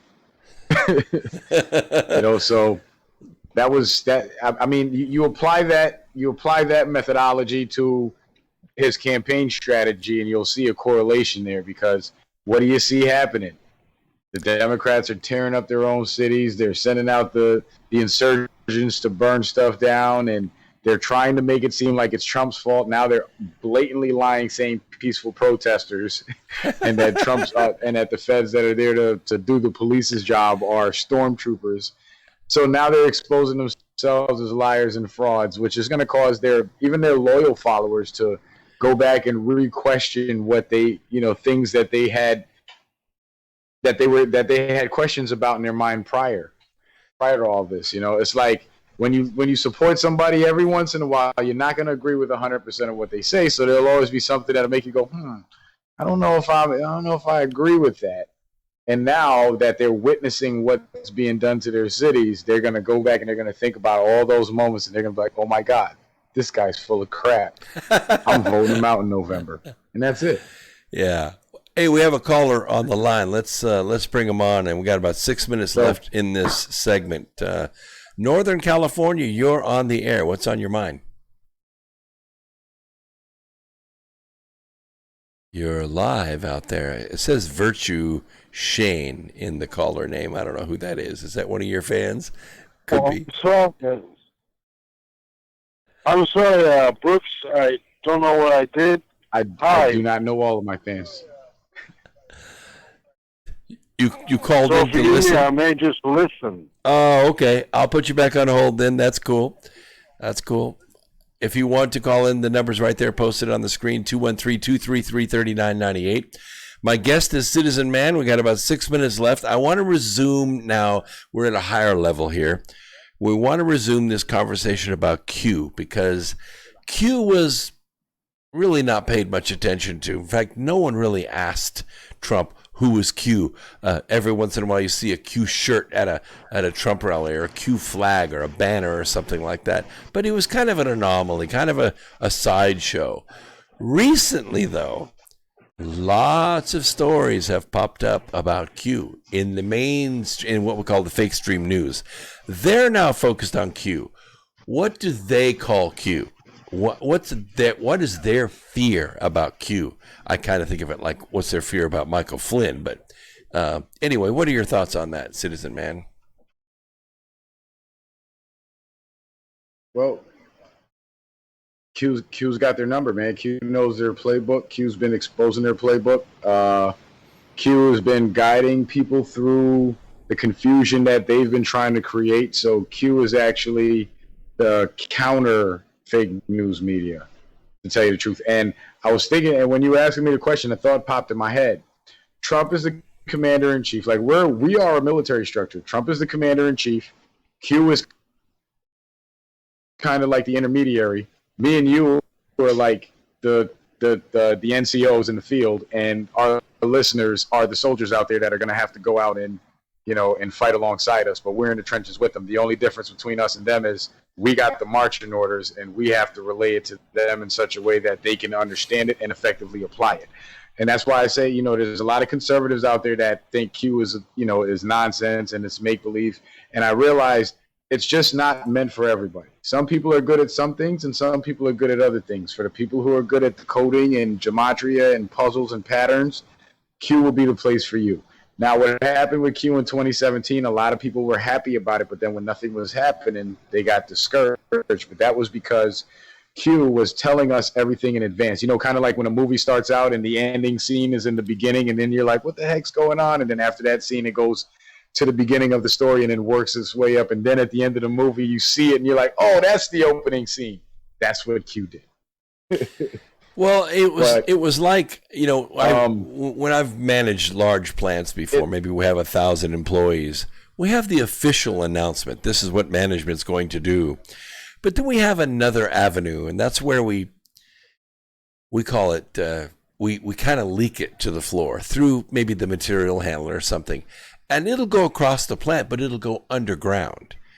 And then what we'll see is the feedback from that. If we see that people really like that idea, then we'll come out officially and we'll say something about it. I think Q certainly could be a data treatment and mining organization inside of maybe the Pentagon for Trump. But I think Q's been connected to Trump for a long, long time. They've been doing research for him for a long time. They have a trust there that is unbreakable. Yeah. When Q began giving us information, letting information flow the other way, it wasn't volumes. It was little tiny snippets, little questions, little directions that he was pointing us in. And we began to look there. And as soon as we lifted that rock up, we went, holy crap. We knew pedophilia was bad, but we didn't know it was this bad until Q informed us and we started looking for ourselves. How bad? Right. And, you know, we think, maybe a few dozen people in leadership. Jesus, I almost forgot what I was going to say. Go ahead. Well, maybe we suspected, maybe a few Hollywood actors or a few politicians. Not so. It's everybody. It's everywhere. If they were to go out and arrest all the pedophiles, the whole government would collapse. Mm-hmm. Anyway, we've got about 1 minute left till somebody in the chat said, I think it's Bomar. How long? 5 minutes to the break. Okay, we got Bomar in the chat, and he said, still no new cues. And that's right, Bomar. That's because now we're in the part of the movie where we're supposed to be looking at the old cues. Yeah, that's right. There's been a lot of wannabes. There's been a lot of interpreters. There have been a lot of decoders that help us kind of understand where Q's going, and they connect all the threads together and keep us abreast, because I don't follow the chans or any of that stuff. I don't have time for it. But there are analysts that do. You're one of them, and brilliant ideas and connections that are made on this. But there's been no new Q's. Q is the same today as he was October 28, 2017, when he made his first post. All right, we're going to take a quick break. Yep. Will you stay with me another 30 minutes? Back then, okay. We're going to take a quick break, and we'll come back. I can do another 15 because I got my own show to start at 10, and I need to. Okay, that's cool. We'll have 15 more minutes with Citizen Man right after the break. Don't go away. More X Squared Radio right after this. Thank you so much for the support in the chat, too. Very, very important to us.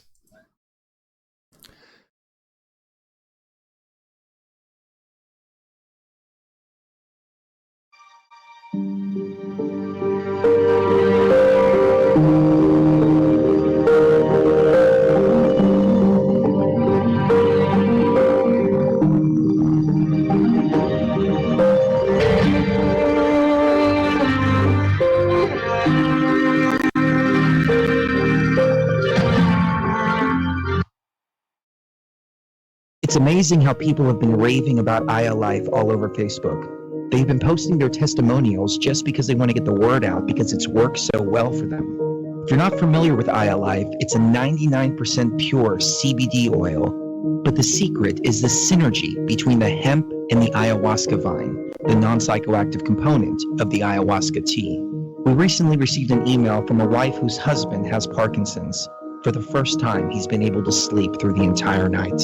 Another customer reported that they're no longer using NSAIDs because their tennis elbow has been relieved with iAlife. The reports have been phenomenal and much more than we ever expected. Everyone should have access to this. That's why if you head on over to ialife.com right now and use coupon code TFR, we'll give you $5 towards your order. And we'll even ship it worldwide. That's ialife.com, AYA life.com. So, you love talk radio? Then you'll love TalkStreamLive.com. TalkStream Live is always on, 24/7, with the best streaming talk shows. Find your favorite talkers and discover some new ones. It's free, readily available online or on mobile with any smartphone or tablet. Finding your favorite talk shows all in one place has gotten a whole lot easier. Just go to TalkStreamLive.com. Be sure to download the free apps from Google Play or the iTunes App Store. If you have hard water, the Lime Scale not only leaves white spots, it clogs pipes and breaks down appliances, costing you hundreds of dollars in energy and wear. Eliminate Lime Scale and other water issues like brown staining and bad odors with HydroCare water products, available from Wave Home Solutions. Wave's affordable water systems don't use salts or chemicals. You'll love the way your water tastes, smells, and looks. Satisfaction guaranteed. For more information, go to bestwater123.com. That's bestwater123.com.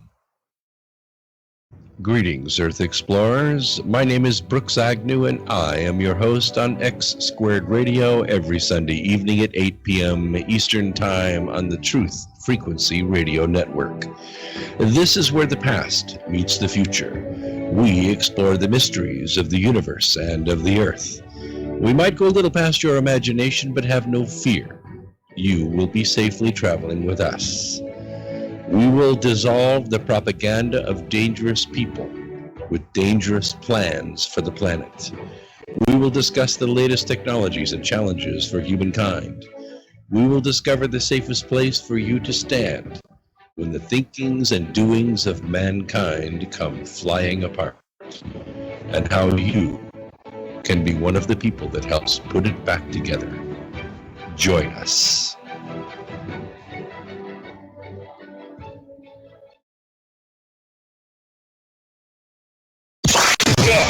This is Truth Frequency Radio. No hate, no hype, no fear. Real people, real radio.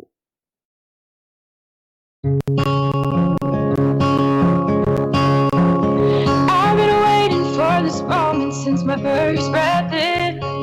Never would have thought I'd be afraid to begin, but here I am, the edge of the water, wondering if I can swim.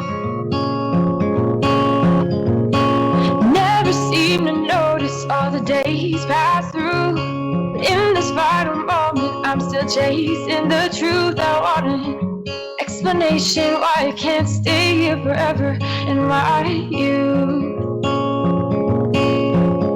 And if I press on, will you wait? Will you wait for me forever, or would it be wrong to ask you to come away? Tell me, will you wait? Welcome back to X Squared Radio. We're halfway through. My guest tonight is Citizen Man, and I first of all want to let him give you his contact information so you can follow his YouTube channel as well. It is off the chain. I'm telling you, off the chain. I follow it. Lots of great information and great passion. What is your channel? And tell us a little bit about yourself, how you get started, all that, and then we'll wrap this up with some thoughts about why you think the communist effort to divide and conquer America is going to fall apart.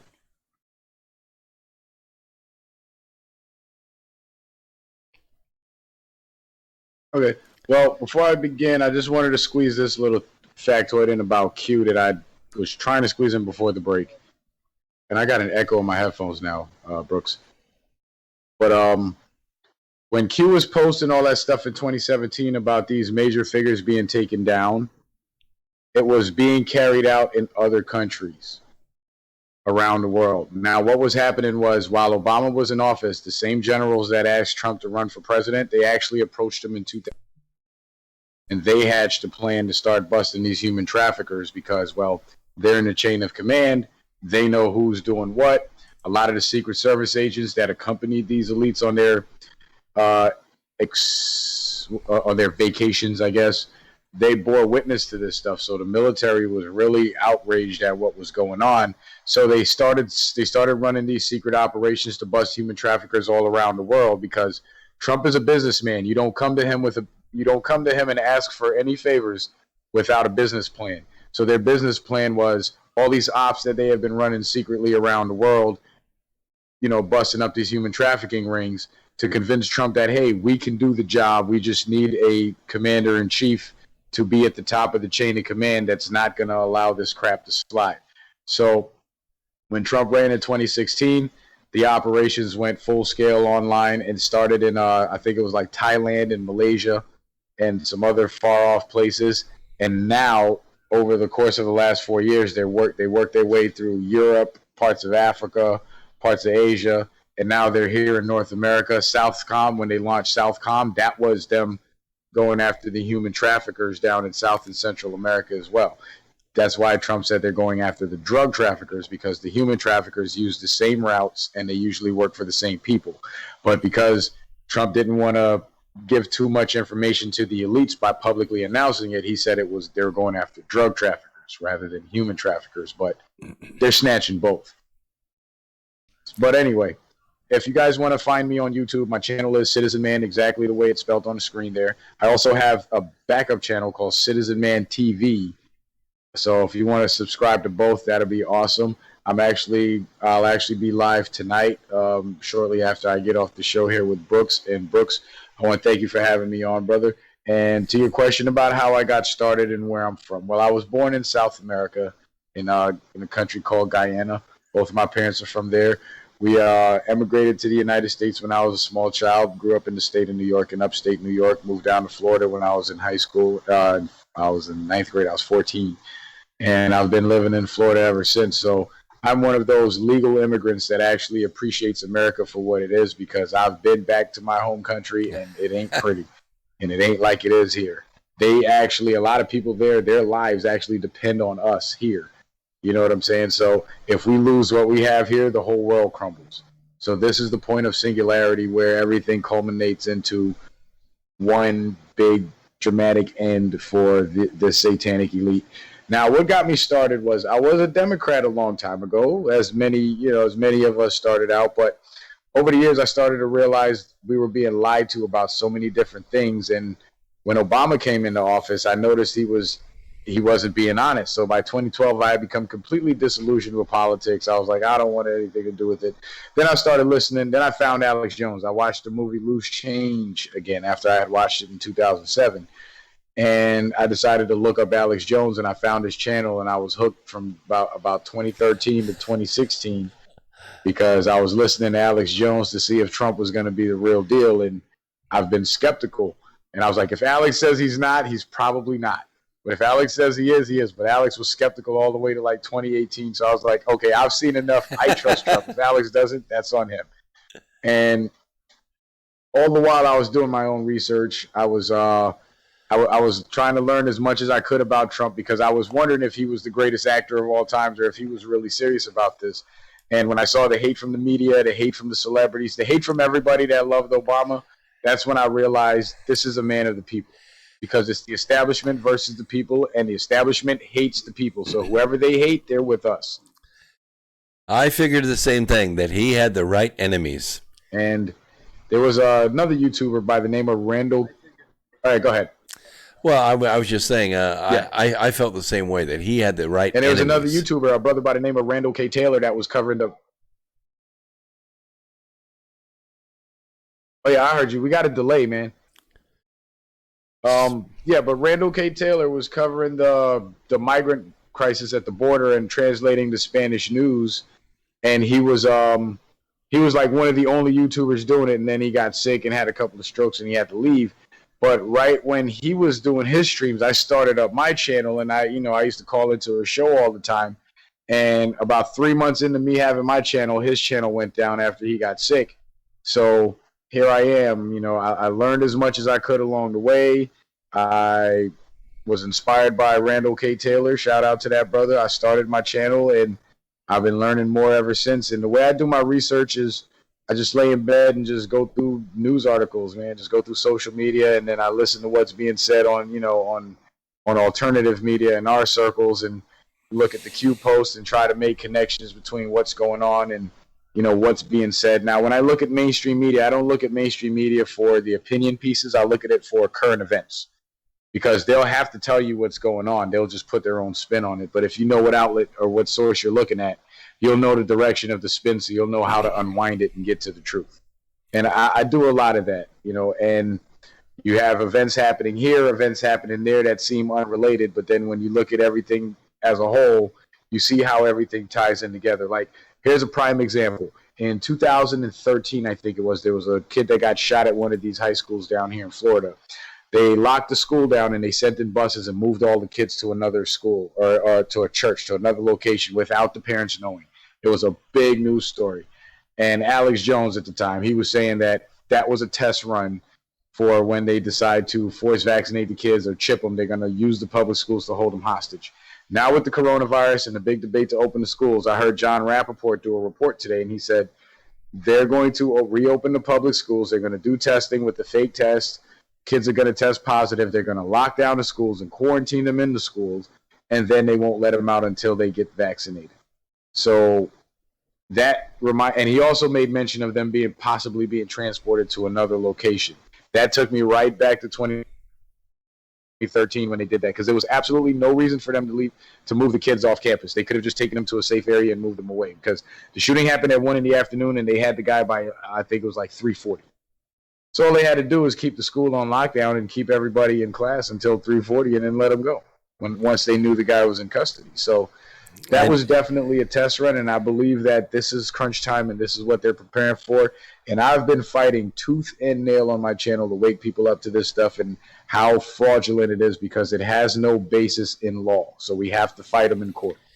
And you have to wonder, what is the idea behind vaccination? Is it because of the money, or are they trying to put something in our bodies that allows them to control us further, or the next generation a little better?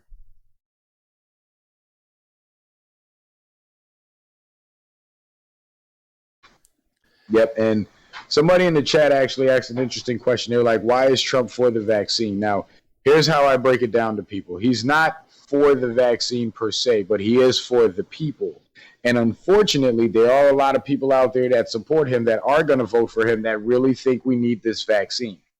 So what he's going to do is he's going to allow it to be made available, but not mandated. So those who want to take it, they can take it. Those who don't want to take it, don't have to take it. Everybody's happy now. And he's also going a step further and using the military to control the vaccine, to control the quality testing and the distribution. So now he's kind of putting in another layer of filtration in terms of quality. So the people who do want to get the vaccine probably won't be able to get they probably won't get the bad stuff. And he also signed executive orders to block Bill Gates's contact tracing and the I guess it was the nanobots that they wanted to inject everybody with for the vaccine marker or something like that. Yeah, he scrapped all of that. So none of that's going to happen. But I still don't trust vaccines. And again, I'm glad that he did what he did, because had he said no vaccines at all, what would have happened is the debate would have started. And the problem with having that debate is the people who want the vaccine, they think we all need the vaccine. So that would have opened the door for them to put out arguments into the public to try to force us who don't want to get vaccinated to get vaccinated. So Trump pacified them and said, here's your needles, but leave these people alone. So we're fine, and they're satisfied. I sincerely believe that President Trump listens to us. I probably wouldn't have thought of that myself. I would have fell into that debate. I sincerely believe that President Trump listens to us. Yes. Or he has staff that do. Absolutely. I've said stuff on my program at 10 o'clock at night on Sunday, and the next morning, almost word for word, other talk show hosts and even President Trump has come out and said, but let me address this in some kind of presser on the way to the helicopter. And I go, wow, he's listening. So we try to bring good information on this program, and I really appreciate you coming on. I know it was short notice, and we're both podcasting, so sometimes we have conflicting schedules. I know how hard it is, but you're so good at what you do, and I'm going to make sure to put the link to your subscription in my description down here at the bottom, so we can help build your audience.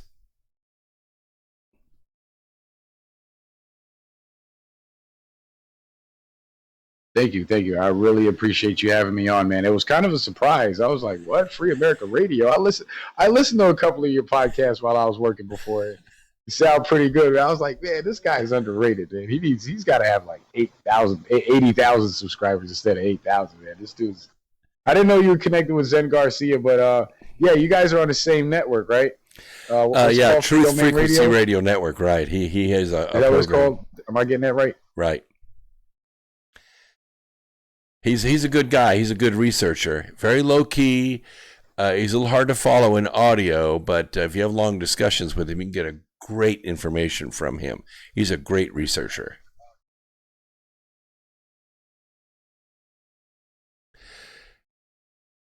Yeah. I love the way he does research. And I'll tell you, man, I've been inspired by a lot of people, man. It wasn't just Randall was the one that inspired me to actually start making videos and talking about it, because I realized you can't have these types of conversations with people in person because there's just so much to unpack that you can't do it in a normal conversation and appear to not be insane. So I figured, let me put it in a video, because you can't talk back to the video, so you have no choice but to hear me out, and all you can do is comment. When I go live, I might bring you on. How about that? So that way I was there, and the way my streams go, you can tell it's a lot of information because I condense it down. Yeah, you do. It's great, man, and I really, again, I appreciate you having me on, brother. I appreciate the promotion, and I love your work as well, man. So I appreciate that very much. Thank you. Go get ready for your show. Thank you to everybody in the chat who participated in the conversation. Thanks so much. All right, that will. Yes, sir. Peace. Absolutely. Talk to you later. Have a great program. All right, we're going to go back to the regular feed. Let's see. I think I got a couple callers out there. I think I got somebody from Louisville, Kentucky. Let me bring them on. Louisville, Kentucky, you're on the air. What is on your mind? Hello. I had a couple things I wanted to kind of run past you that you'd already talked about tonight and previously. One was, of course, mail-in ballots. I think that they're probably bad for all elections, and a lot of the officials that are causing problems are Democrats that are mayors or attorney generals. I think mail-in ballots for all of that would be...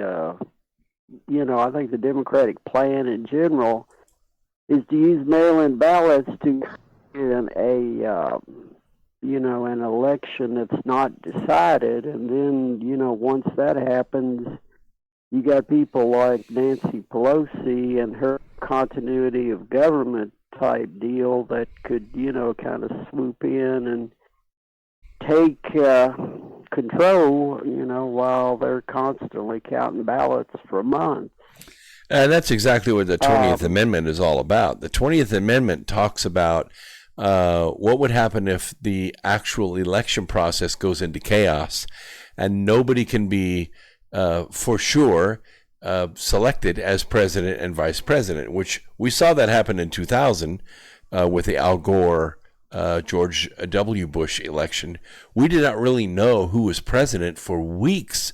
The Supreme Court finally had to step in and make a decision, because that Florida vote and the hanging chads and all that, we didn't know. Al Gore refused to concede, and it just went back and forth for weeks. It was a total confused mess. But this time what will happen is the same thing that's been happening in New Jersey and New York, where this has been tried, the mail-in balloting in these primaries, is we won't know. There will be states that will not be able to certify their elections because they can't decide if the ballots are real or not. And of course, every single time a bunch of ballots is thrown out because they're foreign citizens and they won't, the addresses are bad or the signatures are faked, then the Democrats are going to sue, which means that state's election is going to be tied up in court for weeks, maybe months. And if that happens, and the Trump can't get to 270 electors, then that means that the new Congress that takes place, and by the way, they don't all have to be in place. You could have 6, 7, 8 states still hanging in the wind, but you have enough congressmen that are on the ballots that have won states that can make a quorum, and they can come together, elect a speaker, and according to the 20th Amendment, the speaker of that new house serves as the acting president. And as acting president, they can undo everything that Trump's been doing for the last 4 years. Well, I agree that's well stated. I had one other thought I wanted to throw out, just a little more radical perhaps, but got a lot of judges, that kind of become political. And I just wondered if it would be possible to have like maybe 50 to 100,000 signatures of voters in a state that would allow a proposition to be put on the state ballot to essentially remove any of the federal judges that are operating in that state. And even going further to say perhaps if 38 states could put a proposition with the same number of signatures to actually put a Supreme Court justice on the ballot. Maybe a little radical, but still it brings the people into the thing of a judge that essentially right now are locked in for life. Yeah, well, that's the thing. According to the way the Constitution is set up, and the way the court system is set up, as it expanded out from the Supreme Court, from the judiciary, these federal judges do serve for life. It's supposed to make them independent of the political process. But you're right; they do write law. They do legislate from the bench, especially courts like the Ninth Circuit and others around the country. Is the one down in Louisiana is another one that comes to mind. The only way to remove a federal judge, well, one is death or the 25th Amendment. In other words, they've had a stroke and they're not capable anymore, or impeachment. And impeachment's difficult to do. And it's not a practice that you want to use very often because it can be abused with each successive president. When Obama came into office, the second thing he did after walking around the White House was to fire all the U.S. attorneys. All the U.S. attorneys were fired, and he rehired U.S. attorneys that were aligned with him. Now, Trump didn't do that. He saw what a disaster it was and how upsetting it was to the legal system to come in and just fire all the old guard, all the old president's appointees. He was careful about it. He was systematic about it, and I think it was a better transition, even though we got a lot of crazy court decisions about him wanting to do something overseas, and some court in Hawaii would file an injunction and stop the president from enacting his policies. And you just find a friendly federal judge. Now, I think that you have a good point in the sense that one thing that could be done with petitions is we could make the federal judges have a jurisdiction. In other words, a federal judge in Hawaii cannot write a decision or make a decision that affects citizens in Washington, D.C., or in California, or in the president himself. You have to be in that jurisdiction for that ruling to take place when it comes to that kind of decision. That way, it will stop the federal courts from writing new law. But I'll take your thoughts on that. Well, that sounds good. I just wanted to throw out one other thought that's, you can do with it what you will. The Federal Reserve, as you know, is independent of or at least, I guess it does have a little bit of control by the government, but generally, it appears most of the power in running the Federal Reserve is by international bankers, mainly out of New York. And I guess the problem I got with that, despite, beyond the fact the Constitution says that the Congress shall coin money, is that they essentially can print money and then the people of the United States are held accountable for paying it off. I guess I just wanted to make my point. The Federal Reserve needs to become truly the Federal Reserve, Well, yeah, you make a good point. And behind the scenes, not really out in the headlines, but of course we've covered it here on this program. Behind the scenes, President Trump is appointing board members of the Federal Reserve. From time to time, he has the ability, either from one stepping down or retiring or timing out, he has a chance to appoint another board member. Right now, he controls the board of the Federal Reserve. He controls the board of the Federal Reserve. If he wanted to, he could change Federal Reserve policy. I don't know if he could set monetary policy, but he could change the Federal Reserve operational policy. And I think that's the subtle way of taking away the power of the Federal Reserve to obligate taxpayers of the United States for debt that it creates. Who's buying most of the federal debt, most of the debt that, when we deficit spend, like we're about ready to do with this next stimulus, we're going to deficit spend. You know who buys that debt? It used to be China and Saudi Arabia. The Federal Reserve buys the debt. So how can you issue money and then buy the debt, buy the mortgage for the same money? It's sort of like I owe you $20 and you owe me $20, and then I buy your mortgage on me. That makes no sense whatsoever, but that's exactly what the Federal Reserve has done. Well, I think it comes back to the people being accountable for what they do.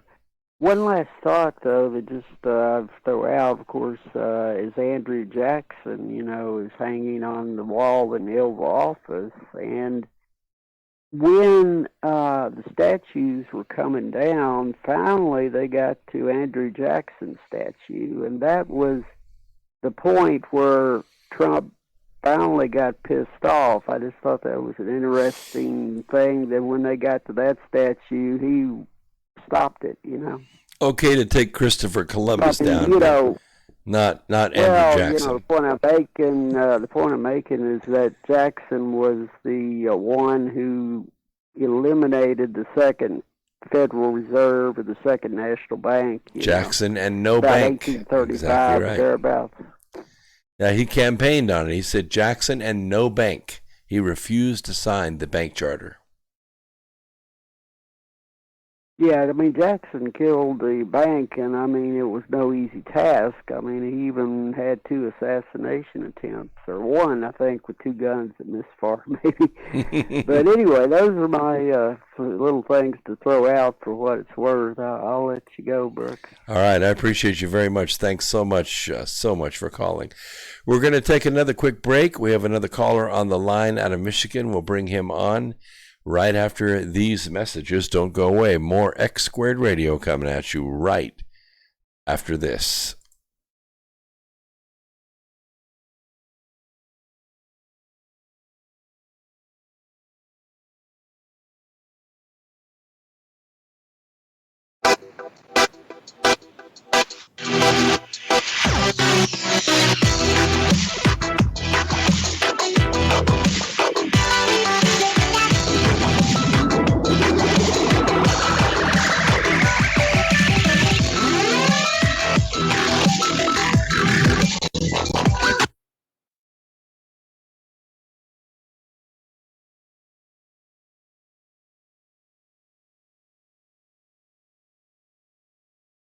Hi, my name is Ella, and I'm 10 years old. I'm one of the millions of children born to parents suffering from the sheeple virus.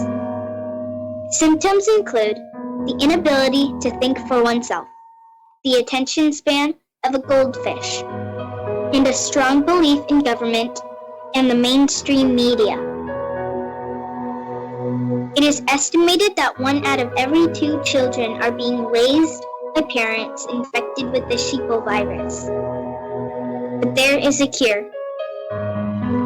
For as little as 19 cents per day, you can become a TFR supporter and help children like me get their daily dose of truth. Together, we will make sure every child has protection from deception.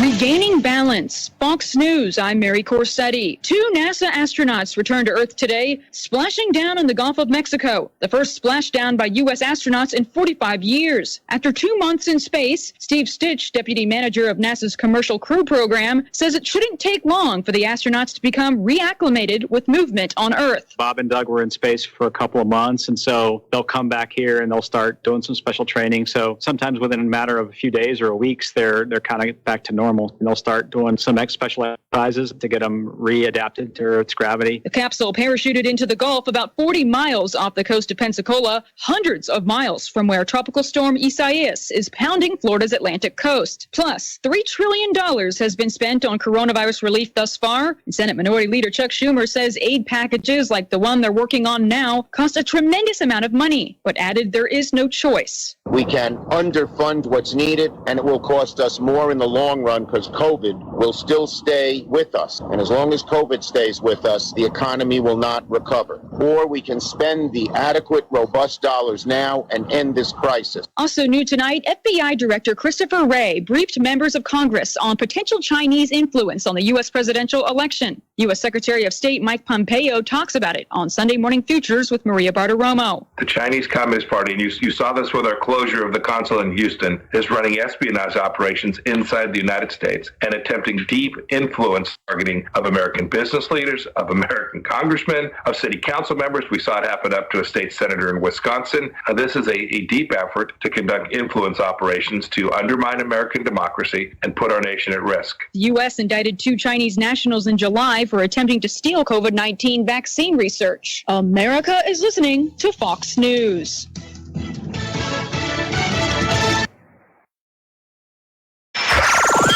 Wherever you are, make it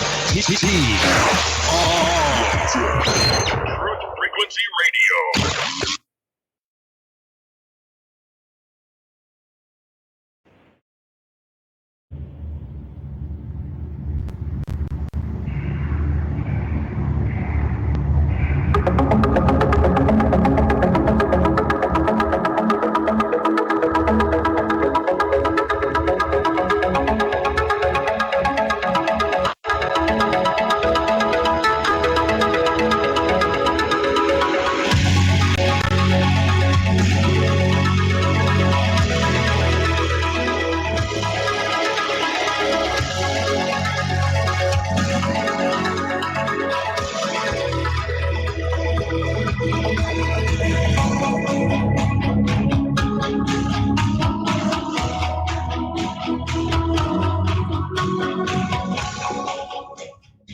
Hey, really good stuff out there. I think, no, okay. We had a caller on the line. It was holding, but I appreciate the phone calls. Appreciate Citizen Man coming on the program.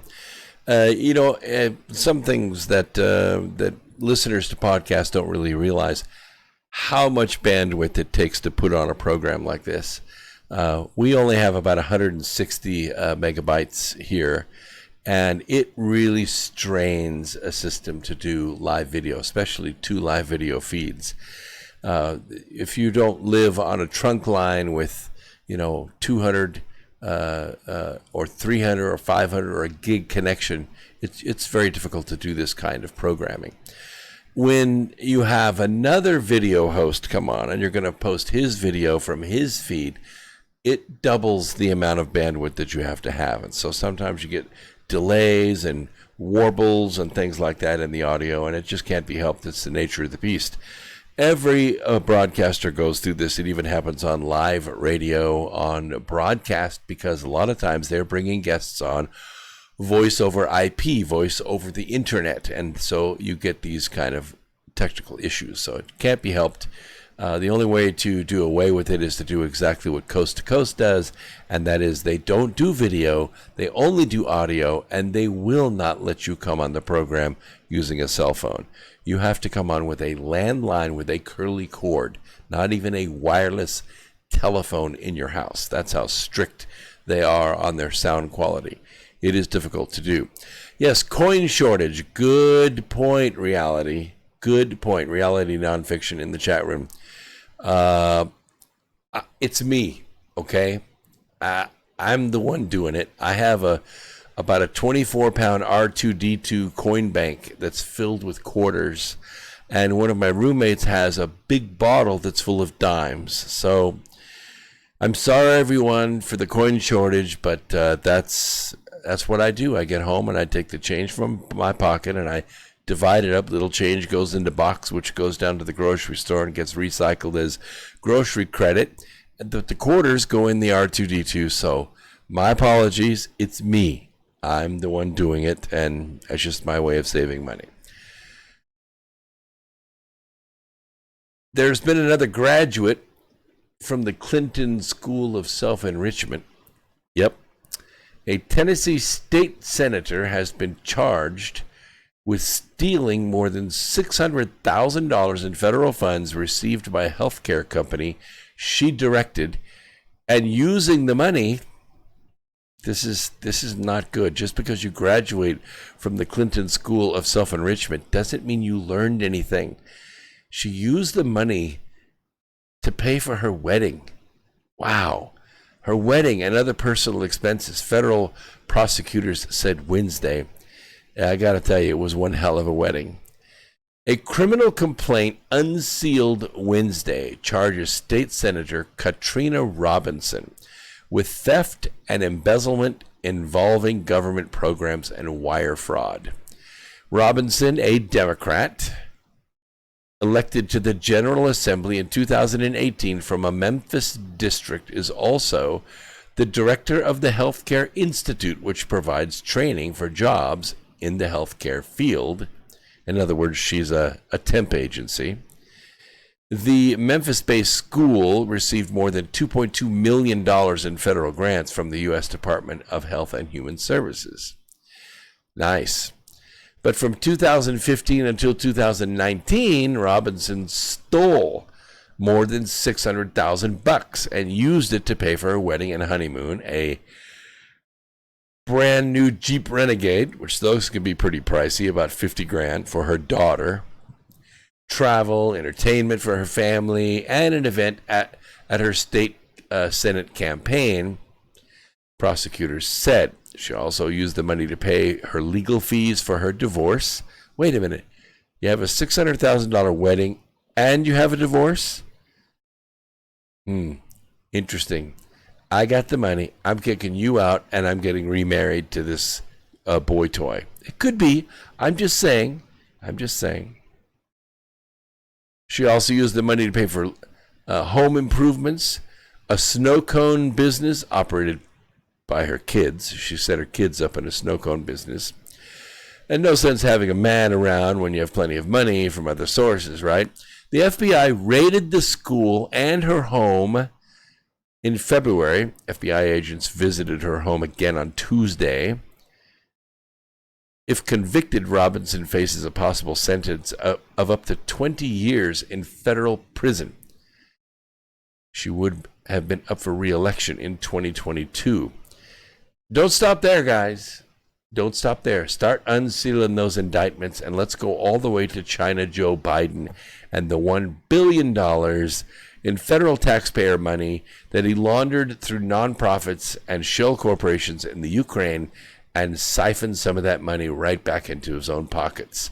Let's not stop there. Let's go after Hunter Biden and all the money that he got from China to put into a hedge fund, which I can tell you some hedge fund managers that I know would kill to get their hands on $1 billion of Chinese money to manage. Hunter managed to do it, and he knows dick about it. Nothing. But he got the money anyway because his daddy was vice president under Barack Hussein Obama. We're talking embezzlement. During a news conference, Robinson's attorney, Janika White, said federal prosecutors were using a statute to charge Robinson that is, quote, broad and overreaching. Yeah, they're supposed to be that way, Janika. That's the way laws work. You need to go back to law school.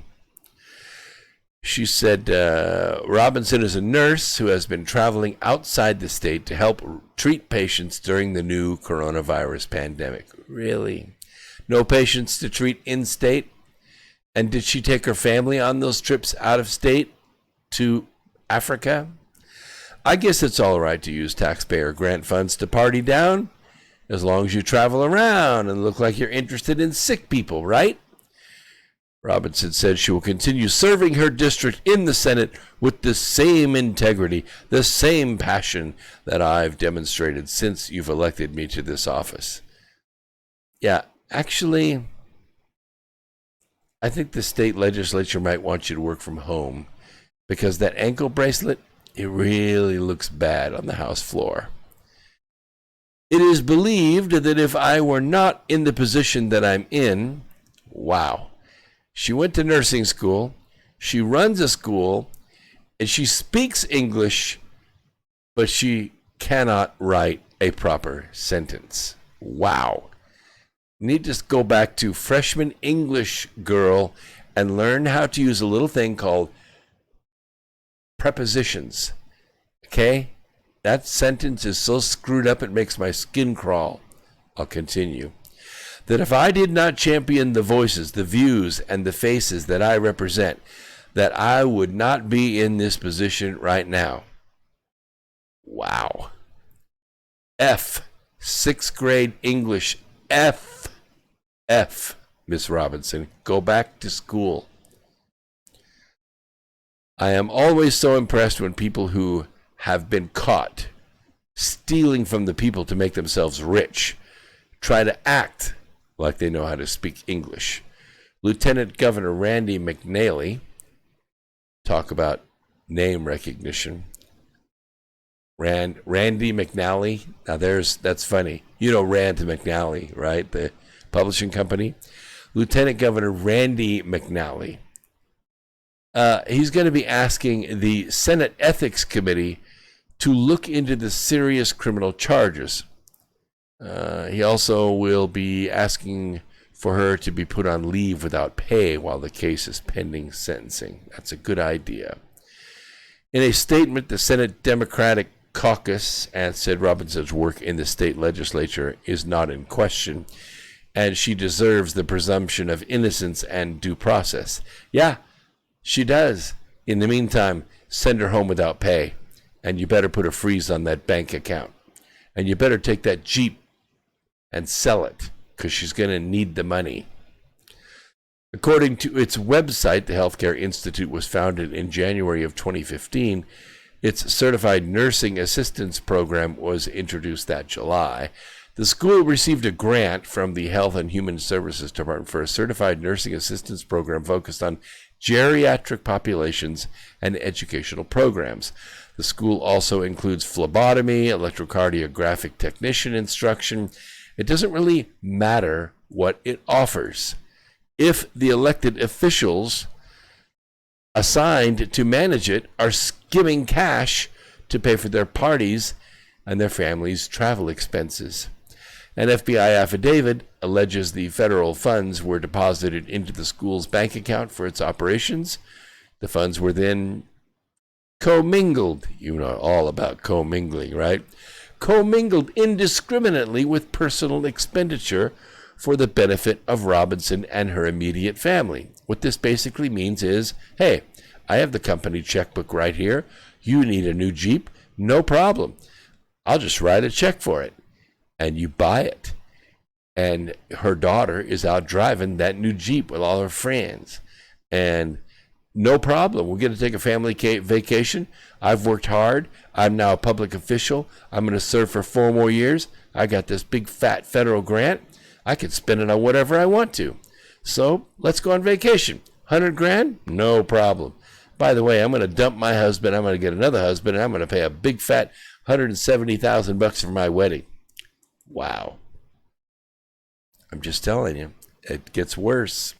The FBI said the department received a complaint from someone who claimed Robinson used the school's fund to buy, you ready for this?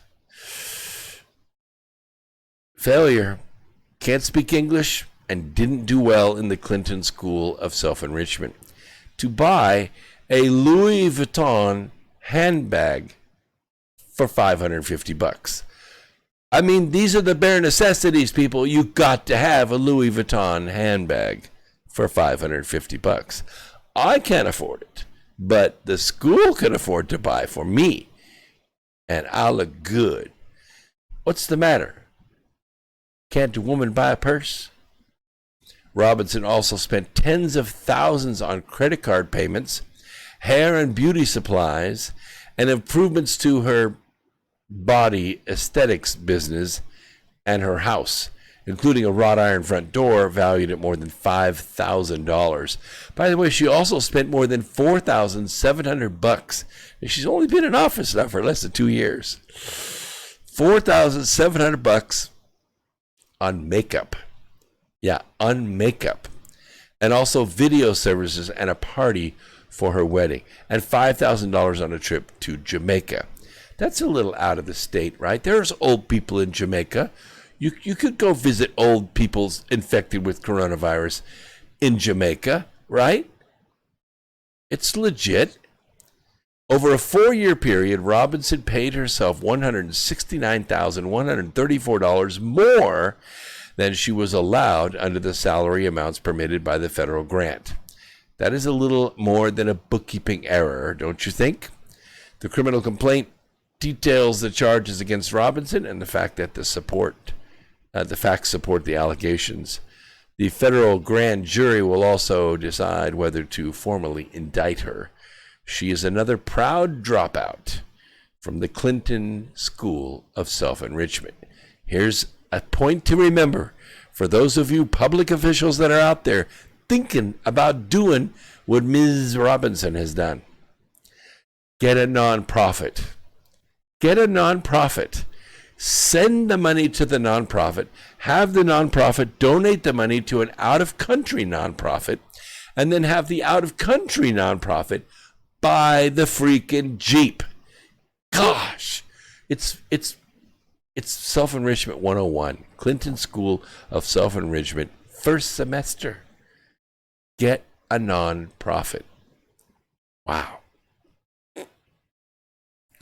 I want to talk a little bit about scientific socialism. It's rampant. It's rampant. Science is, it means to ask questions. It's for truth, and it's for genuine knowledge. Indeed, the word science from Latin, scientia, literally means knowledge. It doesn't mean opinion. It doesn't mean politics. It doesn't mean deny or religion. It means knowledge.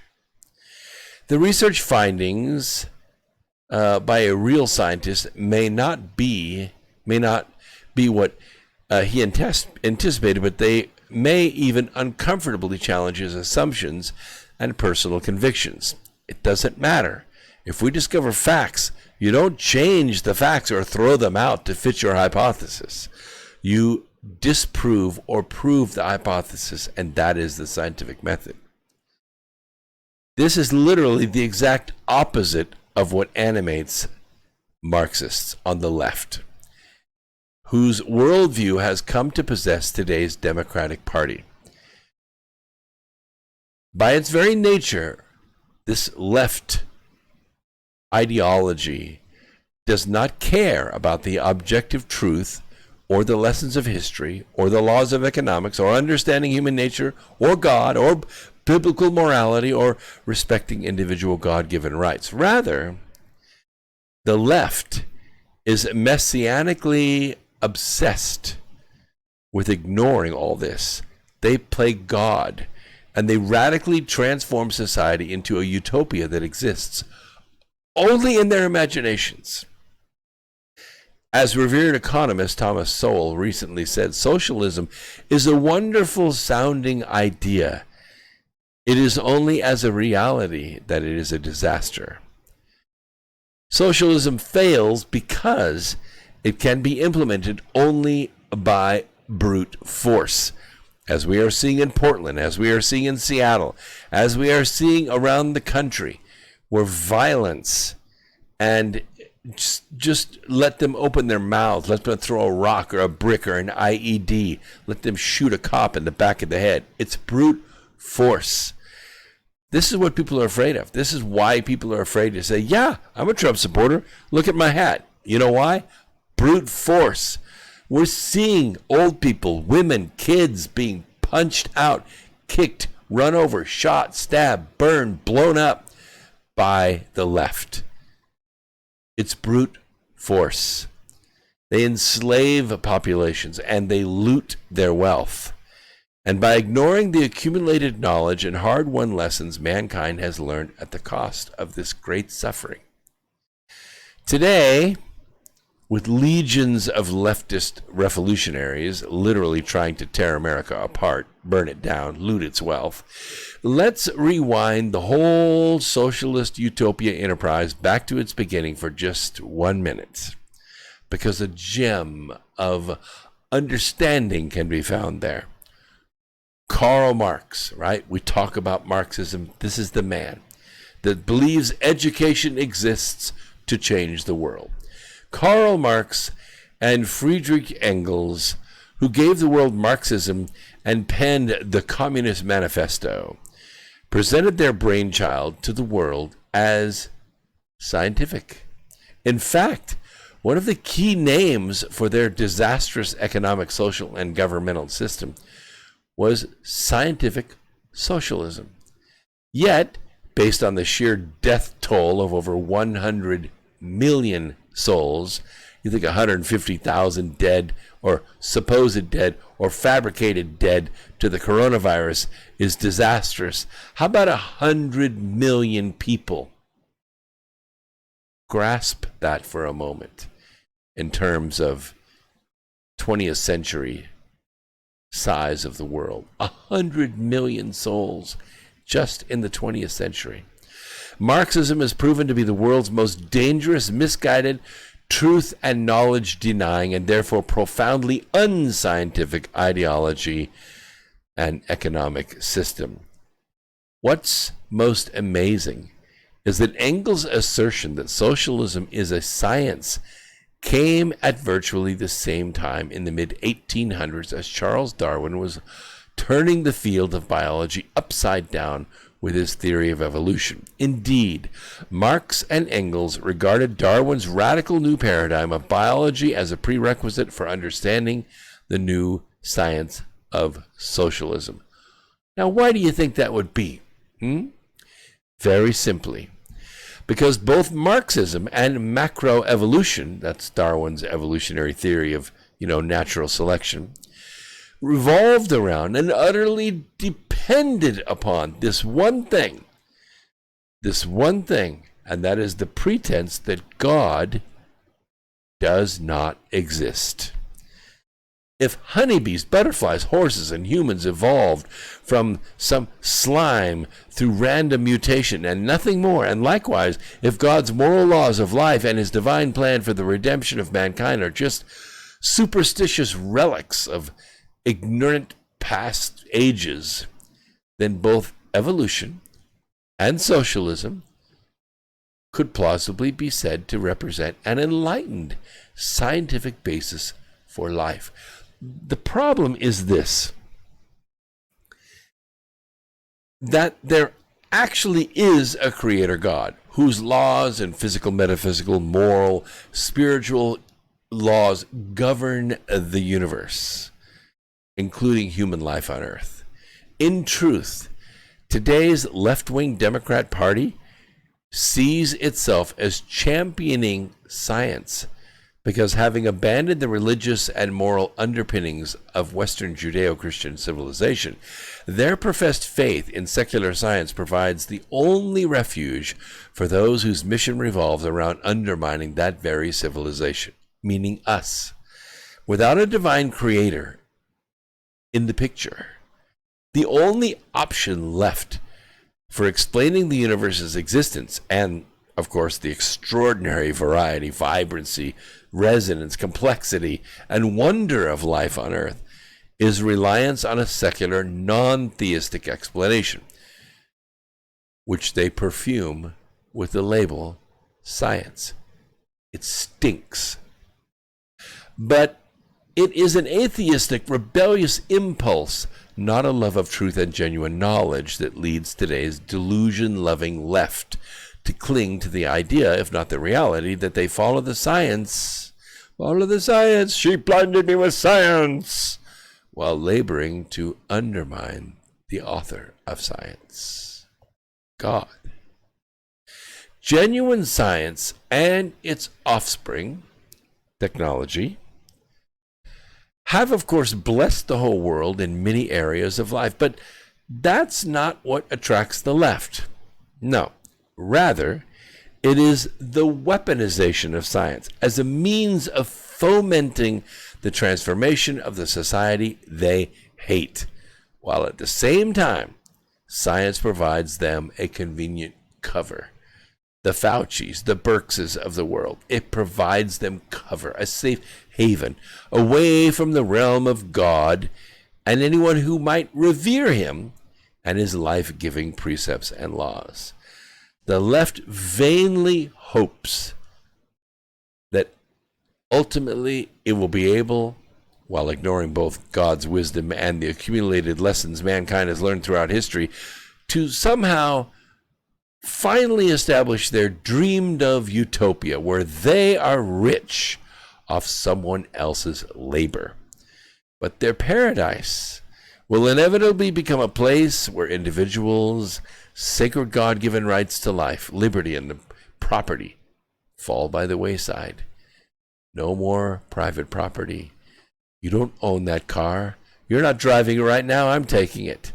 You don't own that land. That belongs to the state. They add on top of that crushing poverty, where oil, gas, coal, they're outlawed, where infanticide is celebrated, and where men have babies, but where the deranged left is in charge of everything. You know what the latest craze is, right? You can't call people women. Can't call them female. No. You have to call them a person with a cervix or a person without a cervix. Follow the science. All in the name of science. Wow. Wow. It's craziness. Absolute insanity, isn't it? Well, I could just tell you, this ballot system, this mail-in ballot system, a lot of people are thinking, well, that's how they're going to get Biden in. That's how Biden's going to win. Not so. Not so. If you realize what happens, you have 50 individual states that are going to be sending out these mail-in ballots, right? They're going to send them to all registered voters. And the list of names that are going to be on those ballots can't be decided until August 17th or 18th after the Democrat convention, if Biden wins in the first vote. If he doesn't win in the first vote, it could go on for days. But I'll cover it more after the break. This confusion needs to be ironed out now, or it's going to get crazy insane, and you're going to get dragged into it and not know what's going on. We'll come up with more right after the break. Don't go away. More X Squared Radio right after this.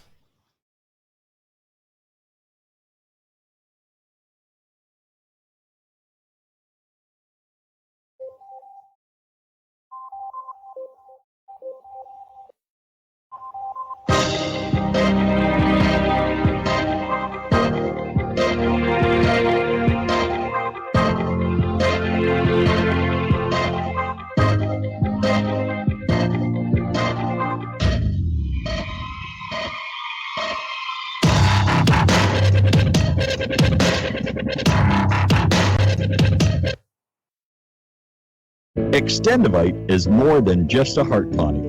Do you have any of these symptoms? Night cramps in the hands and feet. Your arms and legs often go to sleep. On short walks, do your legs get aches and pains? Is your memory worse than it used to be?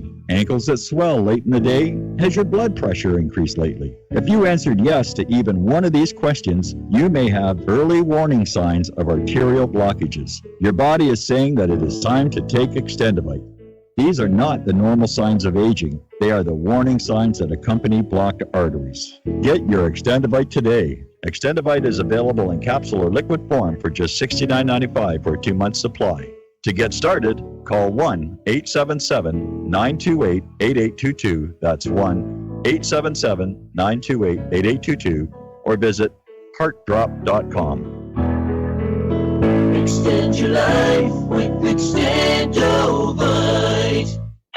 Okay, nurse, let's get this man to the ER stat. Right away, doctor. We see this every day. Heart attack or angina pain due to blocked and clogged arteries. Chelation can remove obstructions or blockages from arteries and help avoid painful and expensive surgery. Now there's Angioprim. It's a liquid oral chelation product that you take with juice. You start to feel the results fast. Angioprim increases blood flow all over the body, and that means more energy and strength to take on the day with less aches and pains.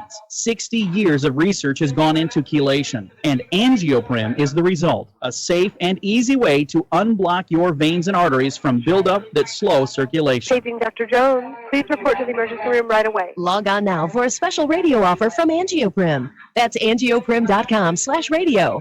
ANGIOPRIM. Angioprim.com/radio or call 877-882-7221. That's 877-882-7221. Dowsing is the ancient science of finding water and metal underground. Albert Einstein said that dowsing was tapping into earth energies which modern science as yet does not understand. Diamonds, silver, gold, and platinum objects have all been found using dowsing. And now, for the first time on film, we visit the pyramids, Stonehenge, and ancient sites, dowsing for buried treasure and tapping into this mysterious earth energy. The Enigma Channel. Intelligent television for planet Earth. EnigmaTV.com.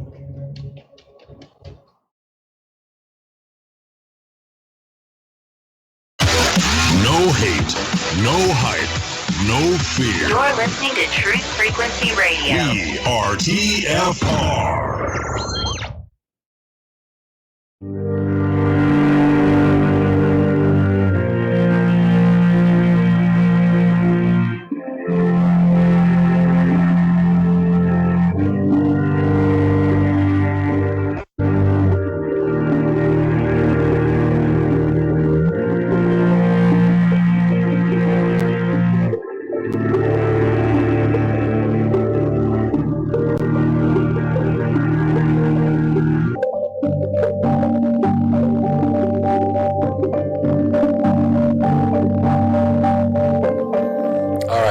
Final segment tonight. Don't forget to go to my website, brooksagnew.com, brooksagnew.com. Click on the webinars link, and sign up for my Second Chance Manifestation Masterclass. This class is designed for people that are over 40 years old. They realized they're either not on a path to manage a nice 401k. They've either changed jobs a lot or had bouts of unemployment there. Or they have not accomplished their dream. They're still working for somebody else for wages. So you want to be able to reignite that dream. You want to be able to realign yourself and make things happen. I will teach you how to do that. So go to that link at webinars at brooksagnew.com and sign up. And you'll learn how to do that for yourself. Kathleen brings up a very good point in the chat room. Pelosi will try to move in. All of the news stations will say Trump lost.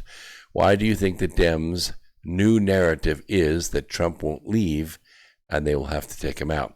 That goes back to the 20th Amendment that I was mentioning earlier tonight, Kathleen, that once this vote is thoroughly confused and 6 or 7 or 8 or even 10 states can't finish their vote by January 3rd, absent a clear winner of the presidential election on January 20th, when that inauguration is constitutionally supposed to occur, the Speaker of the House will serve as the acting president.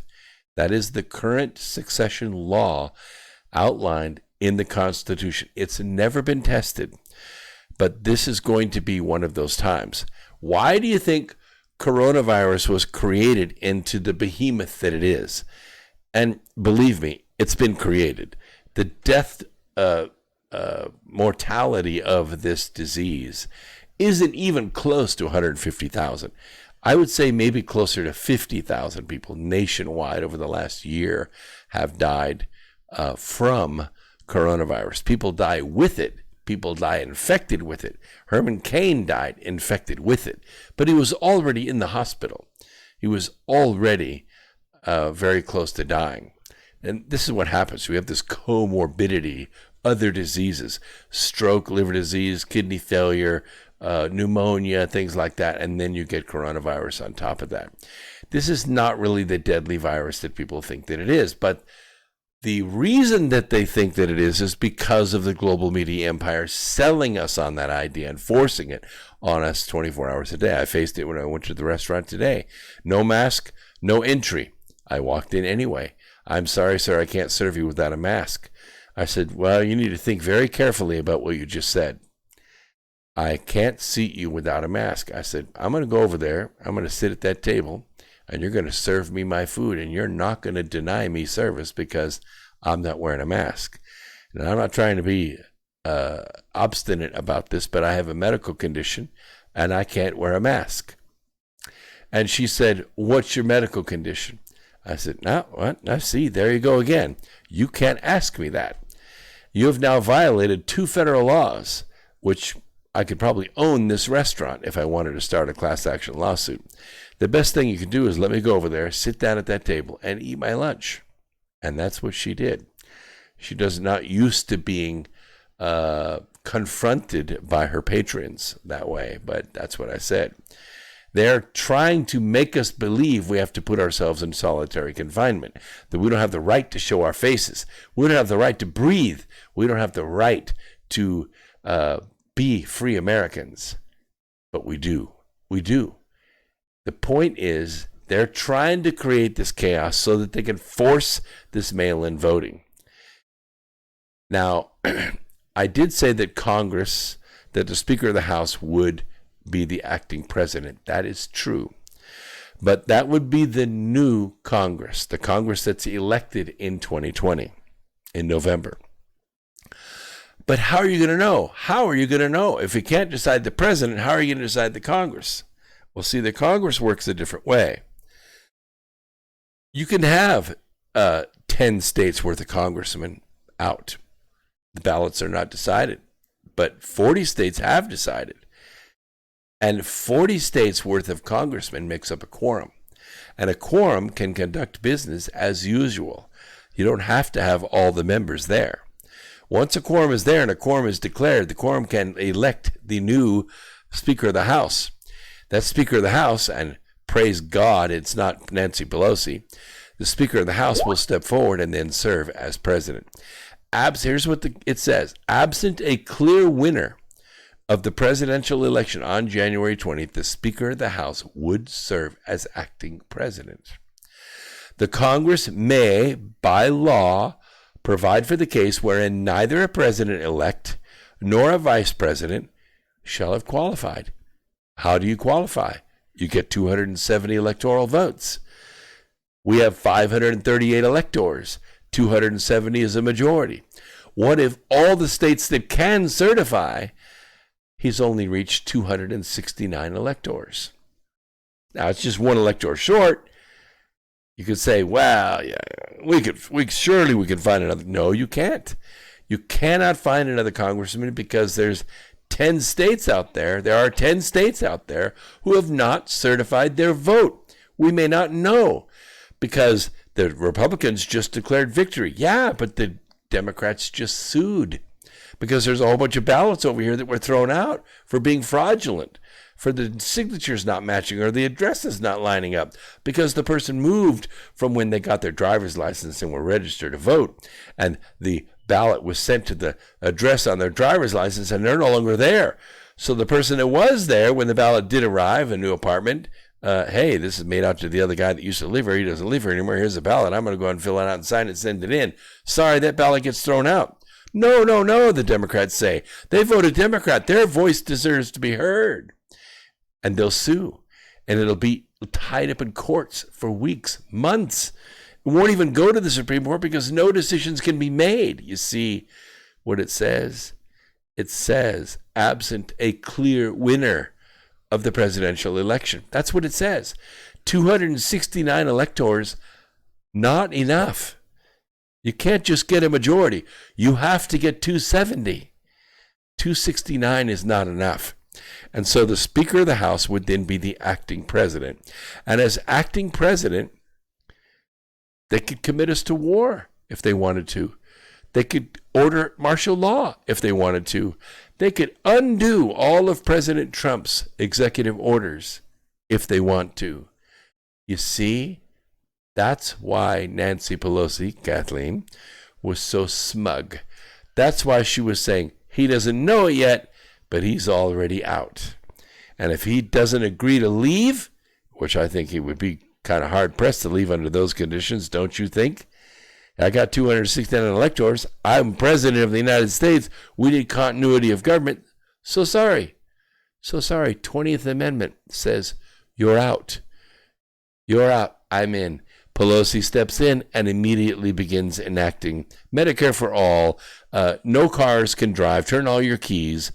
Turn in all your deeds to your homes. You no longer own the homes. Those are reverting to the state because Trump put us so far in debt. We now need all your homes and the value of them put back into the government in order to pay for a free rent for all of our voters.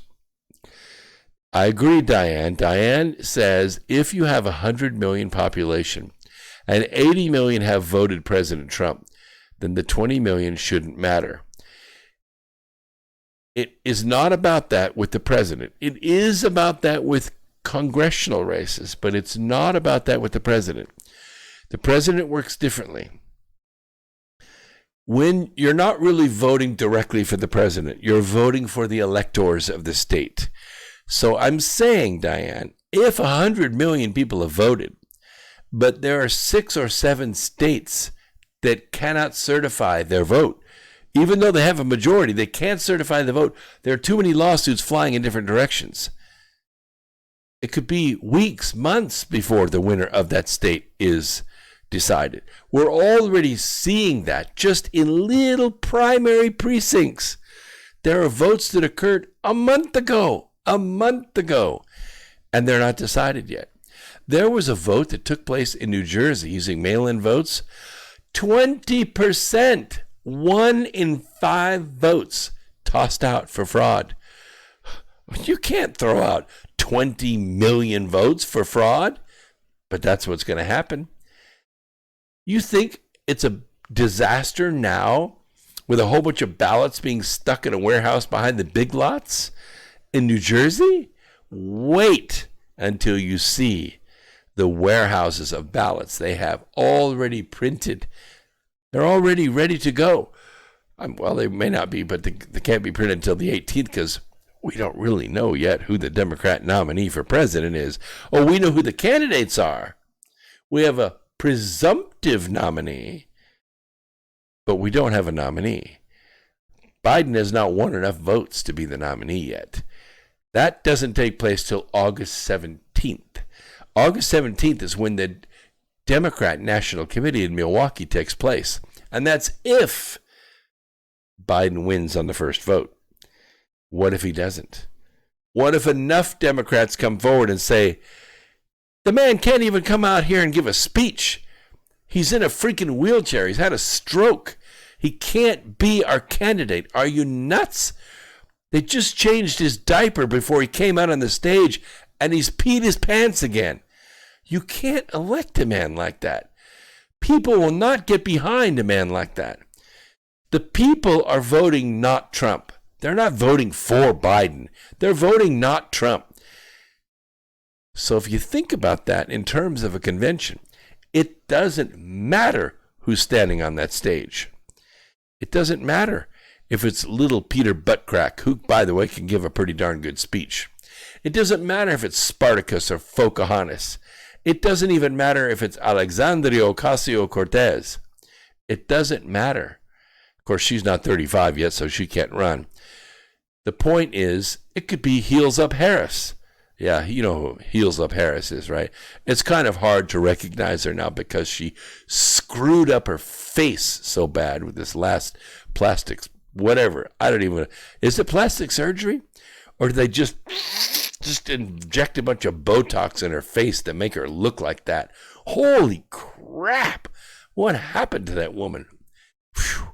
Man, it's one thing to be able to suck the chrome off a hitch ball and become district attorney or the Attorney General of California. It's another to run unopposed to win the Senate seat from California. It is quite another. As an anchor baby, born of Jamaican and Indian parents who were not citizens in this country, and then leave this country to go to school until your college days, and then come back and take advantage of your American birth as an anchor baby and run for office in California. Kamala Harris isn't even eligible to run for president. She can't serve as president. It would be tied up in the courts for years. And forget about Michelle Obama. If Michelle Obama walked out on that stage, the first 50 rows of people would faint because, oh my God, Michelle Obama just walked out on stage. I can't believe it. She's so gorgeous. The rest of everybody would say, little problem here. Okay, maybe a big problem. The problem is that right now, Michelle is first lady. We kind of leave first ladies alone. We don't attack them much, you know? We dress them. They come out and make speeches about kids or schools or, you know, stuff like that. We don't really politically attack first ladies. But when first ladies become candidates, everything changes. All bets are off. Just ask Hillary Clinton. Hillary Clinton wasn't really legally, well, I mean, she was the first lady to ever have to be subpoenaed to court to testify about possessing secret FBI records in her residence. I don't recall. Yes, I remember all that. She was the first lady to really become scrutinized like that. But when she became a candidate, oh, baby, the floodgates were unleashed. If Michelle, decides to become a candidate instead of first lady, I'm afraid she's not going to be able to hide that under her skirt anymore. And I can tell you right now, America is not ready for a black transgender president with a cuck for a husband. We're just not ready for that. We might be in 100 years, or maybe we'll come to our senses by then. Kamala Harris grew up in an affluent background, yes, because her mother was an instructor in Canada. She moved to Canada when she was 7 years old. She lived her entire adult life in Canada. As after she graduated and decided to go to law school, she came back to California. But that's the only time she spent in the United States. God forbid we go to war with Jamaica or India or Canada. Who would Kamala Harris be? Where would her allegiance be? I mean, could she really launch an attack against Jamaica? Do you think she could actually go to war with India or Canada? Well, no, because she has roots there. She has people in Canada. She grew up in Canada. She probably lost her virginity in Canada. You know, I'm just saying. That's why that rule is there. That's why that rule is there. Correct, Bomar. Correct. Kamala Harris grew up in Canada. That is right. She left the country with her mom who divorced her dad, her Indian mom, and they went to Canada where she was raised. She was educated in Canada, not in America. She didn't learn American history. She didn't learn American civil government or social studies. She didn't learn American English. She learned it in Canada. And then she came back to the United States for law school. Yes, that's a good point, MG. You don't have to recall very far back. I know all of you were around and adults during the Hanging Chads incident in Florida. You remember that? When Bush was running against Gore? We didn't know who was president for weeks. It took the Supreme Court stepping in and saying, enough. The recounts are done. George Bush is president. But he went from 30,000 to 10,000 to 5,000 to 2,000 to 200.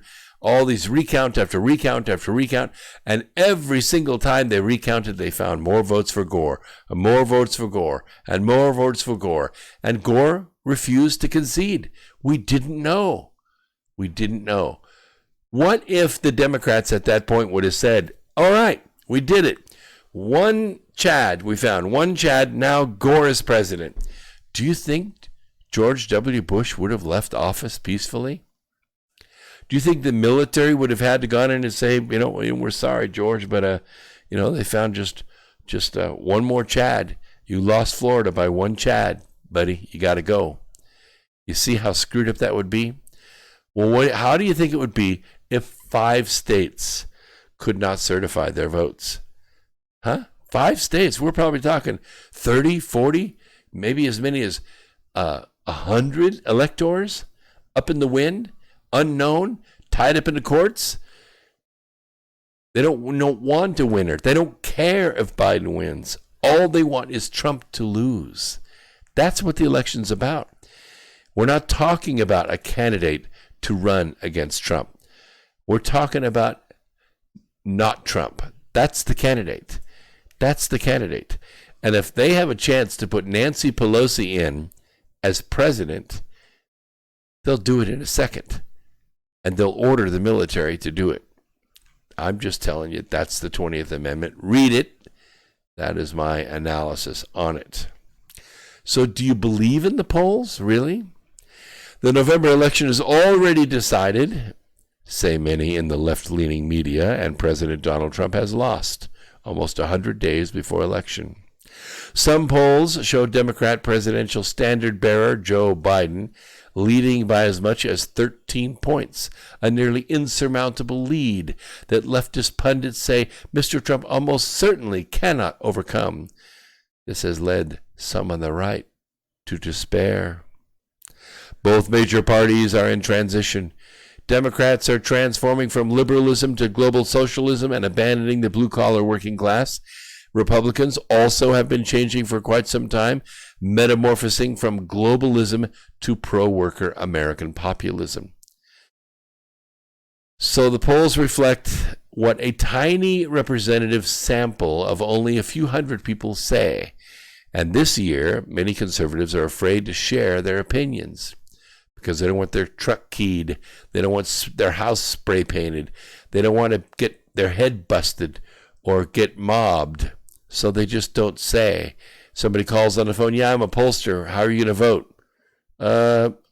I'm going to vote for my houseplant to be president. I'm not going to answer your poll. Because you don't know. You could go to work and they could come in and just ransack your house. Here's the truth of it. The Democrats, they depend on minorities.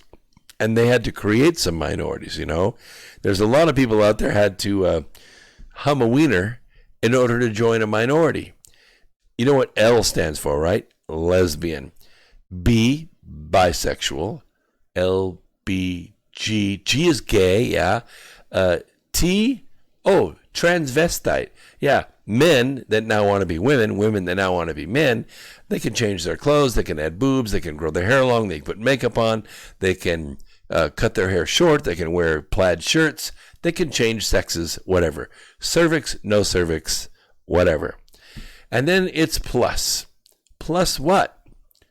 Well, there's a whole bunch more letters, but the next one you're not going to like. The next one is M. LGBTQ queer M. M. What can M stand for? Let's ask Little Johnny. Little Johnny, what does M stand for? Little Johnny says, oh, that means minor attracted. These are pedophiles. These are people whose natural sexual tendency is they like kids. 7, 6, 5, 8 years old. It's okay. They're normalizing it. It doesn't really hurt kids. Yeah? Why don't you ask a kid that grew up with it? Go ahead. I dare you. The M is evil. And you got to beware of the alphabet people. The Democrats are made of these minorities. In 2016, Hillary Clinton won 37% of white votes. That's it. And she lost because she only got 89% of black votes. Rasmussen finds that only 77% of blacks approve of Biden. Why? Well, why not? I mean, Biden said, you ain't black if you don't vote for me. What? You're like an old, rich white guy with blue eyes. Why would I vote for you? You see, you can't represent me. What do you mean I'm not black if I don't vote for you? I'll punch you out. Yeah? Yeah, and that's exactly what they're doing. Trump could win 14 to 21%. Some people are saying 35% of the black vote and 41% of Hispanic votes. The leftist media, they love polls. They turn politics into sports, into a horse race. Polls let the media manufacture their own exclusive news, like they did this morning when Chris Wallace said, well, Trump is behind in every single poll, some double digits. Many are saying he doesn't stand a chance of winning. How do you feel about that? Oh, well, the left is very happy and the right is very sad.